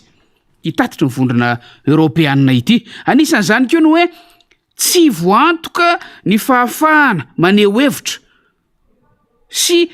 ny eo amin'ny fanaovan-gazety sy ny fanaraha-maso ny famatsiana ara-bola ny fiainana ara-politika dia mifanojo foana amin'ilay zavatra efa nyresantsika zany faniry fa amafisiny ty tatitry ny vondrona européanina ity ary ny akamaron'ireo recommandation izay miisa 8 everina fa tokony ho tanterahana nefa tsy ny tanterahana ireo dia mila fanavaozana lalàna amin'ny teny frantsay moa izy ato lazany hoe mila amélioration du cadre électoral cadre juridique électoral une réforme législative zay voambolina ampiasainy de rehefa miresaka tsika tatoato de reo foana ny resantsika miresaka fikeonan-dom-pirenentsika ty vomaly voako ty tatitra ty mission de suivi électoral vao tamin'ny volana me fa nitsirikevitra na ilay initiative ho amin'ny fikeonan-dom-pirenena ho amin'ny réforme législative sy ny amélioration du cadre légal électoral efa heritaona zay no ny efa nitsiry teto Madagasikara midiky zany fa mifanojo ary mitovy ny fomba fijery de mitoy ihany tsika mamadibadika an'ity boky ty tsy ho vitantsika androany moa ty fa mamadibadika arak'izay zavatra misy fotsiny tsika dia atao amin'ny pejy anankiray ato dia avohitra ny vondrona européanina mihitsy no hoe tsy fahampiny lalàna fototra entina amin'ny fifidianana ka niteraka ny olana teto Madagasikara tamin'ny lafin'ny fifidianana tamin'ny vanim-potoana farany teo dia mipoitra ilay ny resahany gazety tanindrazana teo ny aminy hoe raha tokony ho fanavaozana amin'ny firafitra ny seni no nandrasana ho dingana no tanterahan'ny fitondram-panjakana tamin'ny fiomanana ho amin'ny fifidianana manaraka de inona no nitranga vao mainka tranga mampiena ny fitokin'ny vahoaka sy mpisehatra ara-politika an'ireo rafi-panjakana miadidy ny fifidianan'ireo no nitranga amin'ny teny frantsay izy ato de hoe la présence de personnes réputées proches du pouvoir à des postes pouvant influer le résultat des élections ne renforce pas la confiance des électeurs dans le processus démocratique dans l'optique des scrutins de 2023. Mazava be zany fa any amin'ny tsy nieritreretina mihitsy indray nitranga ny zavatra nitranga nidiran'ny fanjakana de miverina amin'le resaka lahatsoratra an-gazety nivoaka teo ny hoe amafisiny ty voalaza ny tatitra ty ny hoe olona izay efa fantatra fa akaiky ny mpitondra ara-politika io zany no vao mainka napetraka hitatana fifidianana ka mampiena ny fitokin'ny vahoaka ny fitantanana fifidianana eto Madagasikara sy ny firosona makany amin'ny tena demokrasia hitsinjovana ny fifidianana amin'ny taona 2024 santiona fotsiny reo faniry hoy hoe tsy vitatsika androany ty fa resahana ato ny zavatra nitranga ohatra hoe tamin'ny fifidianana filoham-pirenena farany teo nametrahana ny hoe tokony sy ny mangarara ny amin'ny ny vola hoentina mamatsy ny fampielezan-kevitra napetraka zany tsy mbola ny famerana ny vola anaovana fampielezan-kevitra akory ny teti-bola fampielezan-kevitra fa fametrahana fomba fiasa mangarahara voalaza ato ohatra lazaiko ihany hoe am'ireo kandida 9 de 7 ihany nanokatra compte tany amin'ny banky izay toromarika sy fepetra ny raisiny ny mpitantana ny fifidianana tamin'izany fotoana zany mba hahafahana manaraka ireny famatsim-bola ny fifidianana amin'ny akapobeny ireny santionany ireny fa anisany voamarika mazava tsara tao anatin'ity tatitra ity ny hoe ny fifidianana farany teo dia voamarika voamarika tamin'ireo tsy fanarahan-dalàna maro izay nitranga ty hoa tsy antoko politika eto Madagasikara nanao an'ity tatitra ity tsy fiarahamonim-pirenena fotsiny nanao an'ity tatitra ity fa mivondrona européanina mihitsy nanao azy élection marquée par certaines irrégularités be de be ny zavatra nytenenina tao fa ny azoko lazaina faniry satria hoy aho hoe tsy vitantsika androany ty dia manamafy ny voalazan'ireo tompo-kevitra mirona makany amin'ny fanomanana ilay fikonan-dom-pirenena hanaovana an'ity réforme législative ity zavatra voalazan'ny tatitry ny vondrona européanina atao mivoaka omaly ity atao amin'ny pejy fa 7 amin'ilay izy moa no ivoahan'ilay anarana voalaza tao anatin'ilay lahatsorandra gazety teo voalaza ato le anarana fa tsy namorona akory le gazety teo izay milaza manamafy ihany hoe tsy voamaika mampitombony tsy fitokiny ny vahoaka sy ny mpisehatra ara-politika ny rafitra misy eto Madagasikara ny nanindrena an'ireo olon'ireo ho amin'ireo rafitra izay misahana fifidianana sy voakasiky ny fifidianana ireo satria voalaza moa ny seni voalaza ny HCC ny dika ny faniry de zao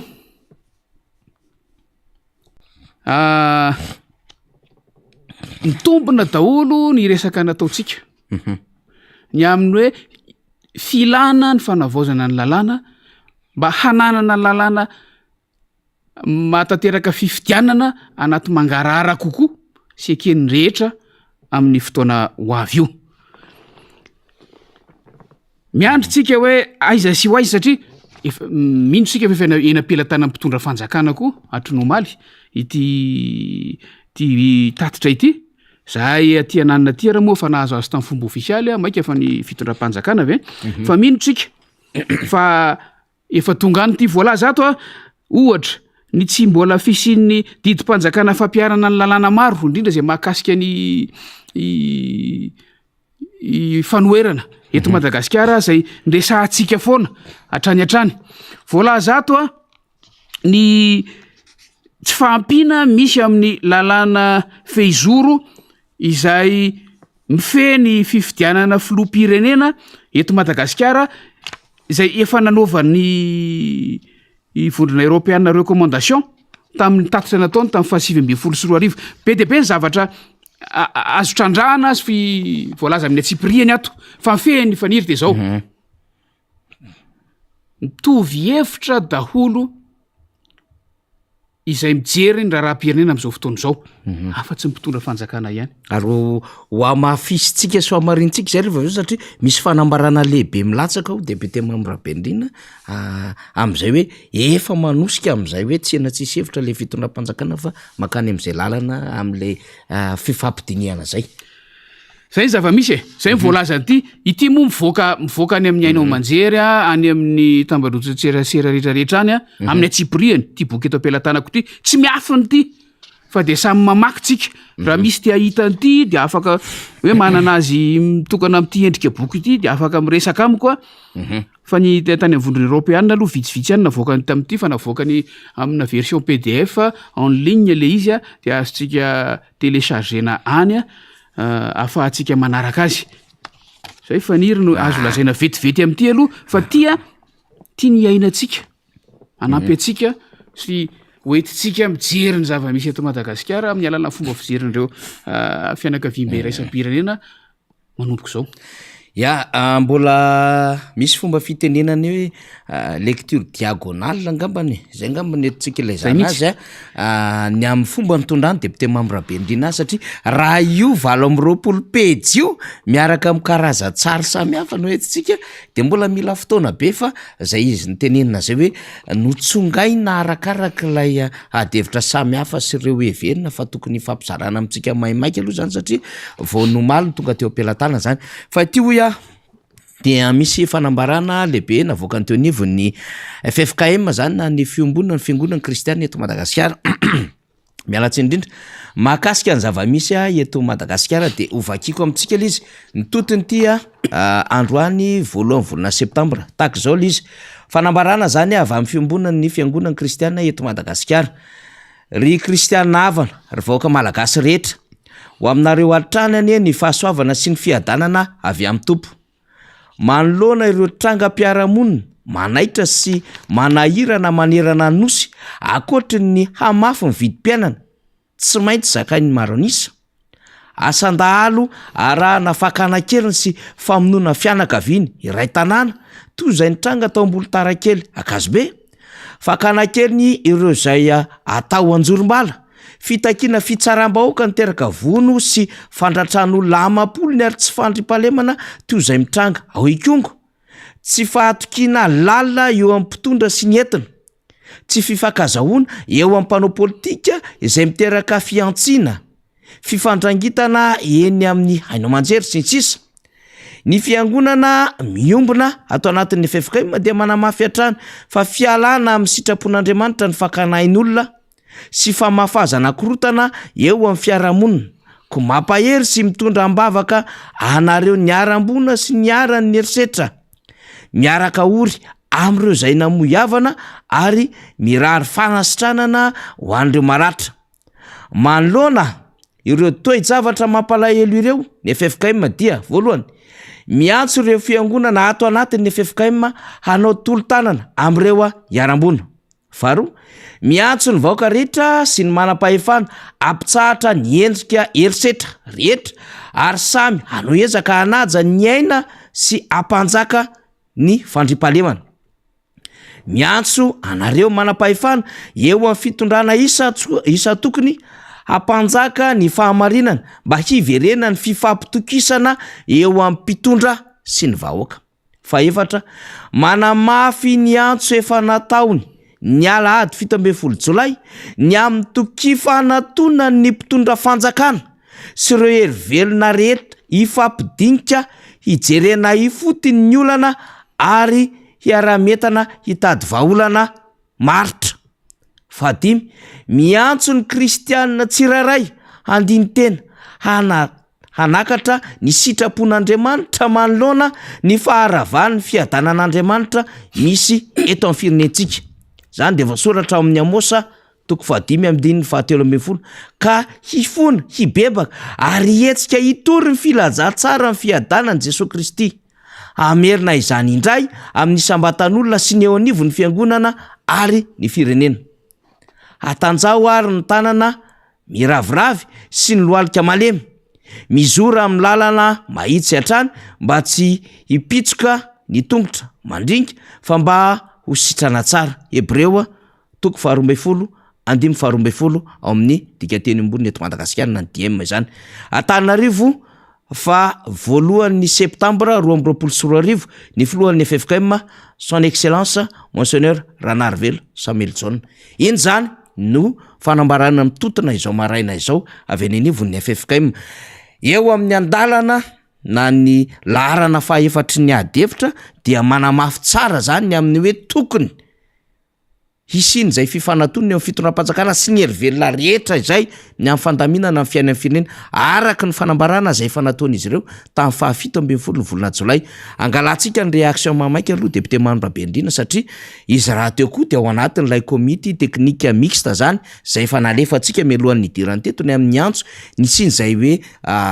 fitondrana ireo asosikevitra samihafa hatramin'ny 10 volana septambra ho avy izao iny ny fanambarana avy amin'ny FFKM député Mambra Bendrina ataoko hoe réaction so maimaika manoloana n'le zava-misy aloha sany satria efa hitako eto anao ny fomba fijerinao izany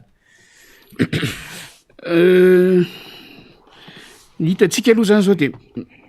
mitovy fomba fijery daholo zao tontolo zao. Zao tontolo zao satria na isika eto Madagasikara ny avy amin'ny velany angeo anatin'izao tontolo zao e. Raha ny zava-misy eto Madagasikara no jerena. Ilay teboka fahaefatra teo iny moa no nasianao tsindrom-peo ary tena mbola manamafy ilay tokony isian'ny fifampiresahana hoy ny ray aman-dreny ara-panao anivon'ny FFKM. Tsy manan-kambara amin'ny atsipriany avy hatrany zao faniry. Betsaka ny zavatra azo resahana. Tsy vitantsika eto izay ny tena marina. Tsy vitantsika eto ny fanazavana. Mila zay mantsy mahatsapa. Ary mino zay fa zay ny zavatra misy. Mahatonga ny fitondram-panjakana mbola tsy resy lahatra ny amin'io zavatra io. Mila ampiana ny fanazavana. Ary ho avy zay hitondra an'izay fanazavana zay amin'ny endrika rehetrarehetra fa tsy vitantsika eto. Fa mijery an'le izy eo namaky an'ity tatitra vondrona Europeana ity mihaino ny feo mandeha any amin'ny tontolo politika sy ny tontolo mpiarahamonina eto Madagasikara dia mafisiko le resantsika zero tero hoe saika ny fitondram-panjakana le tena akaiky eo sisa tsy mirona amin'ity fikaonan-doam-pirenena raha le resaka fanavaozana ny lalàna amin'ny fifidianana no jerena. Tsy tokony adinontsika faniry fa tamin'ilay 30 volana Jolay nisy an'ilay dingana faharoa amin'ny fanomanana fikaonan-doam-pirenena dia efa nisy antoko politika vitsivitsy manohana ny fitondram-panjakana amin'izao fotoana izao efa tonga tao marina hoe azo lazaina hoe mijery mitazana zareo efa tsy niafy nisy tonga tao ary niarana hita tao fa tsy misy resaka ankoatra ny fanavaozana lalàna tao mifeny fifidianana fa ireo tena mitazona ny fitondrana amin'izao fotoana izao sisa zany hoe mpitondra fanjakana mihitsy zany no tsy mety resy lahatra amin'ity zavatra ity dia mipetraka amin'ny fanontaniana ny andro hoe fanontaniana averenako fanontaniana le izy faniry mipetraka amin'ny fanontaniana anjarantsika mandinika zany mba ahafahantsika mijery ny fomba entina mandresy lahatra azy ireo hoe inona mihitsy zany no mahatonga ny fitondram-panjakana mizingizina ny amin'ny tsy ifampiresaka amafisiko fa tsy ny opposition tsy ny mpanohitra no tompony io tsirikevitra io fa mandray anjara ao ny ampahan'ny maro amin'ny mpanohitra mandray anjara ao ny ampahan'ny maro amin'ny fiarahamonim-pirenena ary vo eo ano ny tena hoe mandray anjara ao amin'ny fanomanana sy manaraka akaika eo santionany vitsivitsy amin'ireo mpanohana ny fitondrana amin'izao fotoana izao dia averiko fa tsy mipanohitra raha zay no atahorana ny mpitondra fanjakana no mikarakaranaio ary tompony io tsirikevitra io sy mifampizaranaio fomba fijery io fa ireo mpisehatra ara-politika rehetra ary ny tanjona amin'io dia ho an'ny firenena fa tsy ho anantoko anankiray fa indrindra ilay endrika isehoany zay tombony ho an'ny firenena zay dia nisinny stabilité fahamarina toerana tena izy ho an'izay mpitondra ho avy eo aorian'ny fifidianana zay anomboka amin'ny taona 2024 na izy io na iza averiko na izy io na iza fa tsy hoe avaty amin'ny mpanohitra ihany fa anjarantsika faniry no mijery hoe fa inona marina moa zany raha ohatra ka tena zohina lay resaka mahatonga n'lay mpitondra fanjakana ataoko hoe matahotra matahotra ny fampiresakana sy ny fampidinika efa ny rehetrarehetra no mampirisika zay no azoko lazaina vetivety eo fa mila fotoana malalaka tsika efa niry fa tsy vitantsika zao ny efa am'roambifolo sasany zao raha tena hoe iresaka an'io tsika ny fotoana raha teo koa efa mandeha raha tokony izy dia tokony resaka amintsika mikasika ilay fanesorana ny gouverneur ny anola loatra mangoro ny tenako zany satria zany ange dia mariky ny fisina krizy any koa zany krizy multiple izy député membre benrina to ohatran'izay tokoa mahalaza ny zavatra rehetra satria mamultiple zany dia efa karaza krizy maromaro mitambatambatra zay efa tsy voasokajo krizy raintsony ny misy amin'izao fotoana izao ireny moa zany nentsika ilazana hoe tsy ny mpanohatra tompoko no nikopaka ny afina nandeha naprisika hoe ndana karoy amin'ny fomba hafa am'izay mety ahazona ho azy any nily zay parsa any am'izay mety hoendriky ny fifandraisana amin'ny coopération na départementa sy régional sy ny sisa fa iny amin'ny aipony iny araky le vazivazy miseho ny tambajotra sosialy zay nge le antsika lazaina hoe tondrona foana ianareo manakorotana ianareo manelitsao ianareo misakana fitondram-panjakana tsy asa fa lay ataon'le mpitondra fanjakana ihany no miteraka olana anatiny zany de mivadika skandala l izy de reny hitatsika ny loatra mangory reny l izy a de mitondra amin'ny fanesorana an'lay gouvernoura roa zany am'izao fotoana zao no iandrasana zay anendrena azy fa io moa zany de tsy araky ny lalam-pandrena araky nambarantsika ny faritry sava zay lasa ministry ny antany am'izao fotoana zao andre matokitokely zisotany ary ny fanesorana no malito anatin'ny filakevitry ministra ny gouvernoura ny alaotra mangoro andriamato dokotera raha mandeha manana risara zay ny tatana izany faritra izany hitatsika eo izana solo azy mbolo sahany endry gouvernoura tsy araky ny lalàna ve ny fitondram-panjakana za manko a dia complexe be ao anatin'le izy ary tafiditra ao anatin'le crise multiple dole isika miresaka crise io satria le fanjakana miresaka hoe tsy misy crise zany eto Madagasikara dia miexiste izy zao misy le crise la iadevitra zay hitatsika miamafy be ny akatso votovorona omaly a nanenjana mpianatra izao eny akatso dia ao anatin'le hoe isy ny mobilisation générale mpianatra eny amin'ny université rehetra manerina Madagasikara gagitsika raha naheno zany de zany zava-misy eto ateraky ny crise eo amin'ny tontolo ny fampianarana ambony ny crise ny fanabiazana izany rehetrarehetra izany ka tsy isika akory no mikopakafina hoe nde ho tonga am'izany fa mpianatra mitaky borsa ary mitaky ny andravany io digitalisation io no atevitra mandeha am'izao fotoana zao ka tsy hoe ny mpanohatra ny ikopaka ho sika na nde ho arabrabina hoe mpanohatra botolo fa le fanjakana mihitsiny zany tsy mahafantatra intsony ny andraikiny sy ny ataony na ny ametrahany tongony na ny ametrahany tanany de io manaonao foana io sy hitatsika eo am'izao fotoana zao de hanokafatsika adevitra zay ho an'ny rapitso zoma fa ny androany aloha zany a voalohan'ny volana septambra septambra azafady indrindra fa manitsaky ny volana septambra moa zany tsika dia tapitra indray zany fa hiatrika ny volana vaovao isika azadinoana ny fidirana amin'ny fomba ofisialy raha fatapatatra ho an'ny mpianatra dia ny hoe fahadimy volana septambra zany de zay fidirana amin'ny fomba ofisialy zay zany a de efa samy mitsiketsika daholo ny ray aman-dren'ny mpianatra betsaka ny akom-bavao azysika ny amin'ny hoe mbola tsy manana ny sara-pampidirana ny mpianatra ny ray aman-dreny mbola mikaroka saram-pianarana na ny écolage mbola mijery an'ireo fomba ahafahana mividiny fourniture scolaire samihafa de hitondranay eto amin'ny miara-manonja mifankairezana antsika ray aman-dren'ny mpianatra aefa be satria de samy mikaroka zay aso ny zanansika rehetrarehetra zany zay no elare fa de makasitraka ny namana aviany biotique atsimo isika niaraka tamin'ny rina rahabe mananjara teo de misaotra ny rina ihany koa niaraka tamintsika sy ny teknisiana makasitraka anao député membre benrina ny ara-dalina tamintsika manantena eo aminao ndray amin'ny herinay ity zao veloma tompoko eny ary de misaotra ny teknisiana any amin'ny radio maday ihany koa sy isika zay mpanaraka manerina izao tontolo zao makasitraka tompoko la makatelina tompoko vavy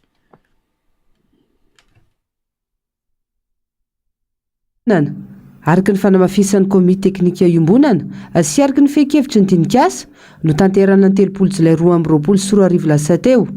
manomboka ny fandraisana ireo sosikevitra avy amin'ny antoko politika fiarahamonim-pirenena fikambanana samihafa mikasika izany azo alefa amin'ny adresy mailaka alohan'ny 10 septambra ho avy izao ny 034 68 562 kosa larina tarby afaka ifandraisana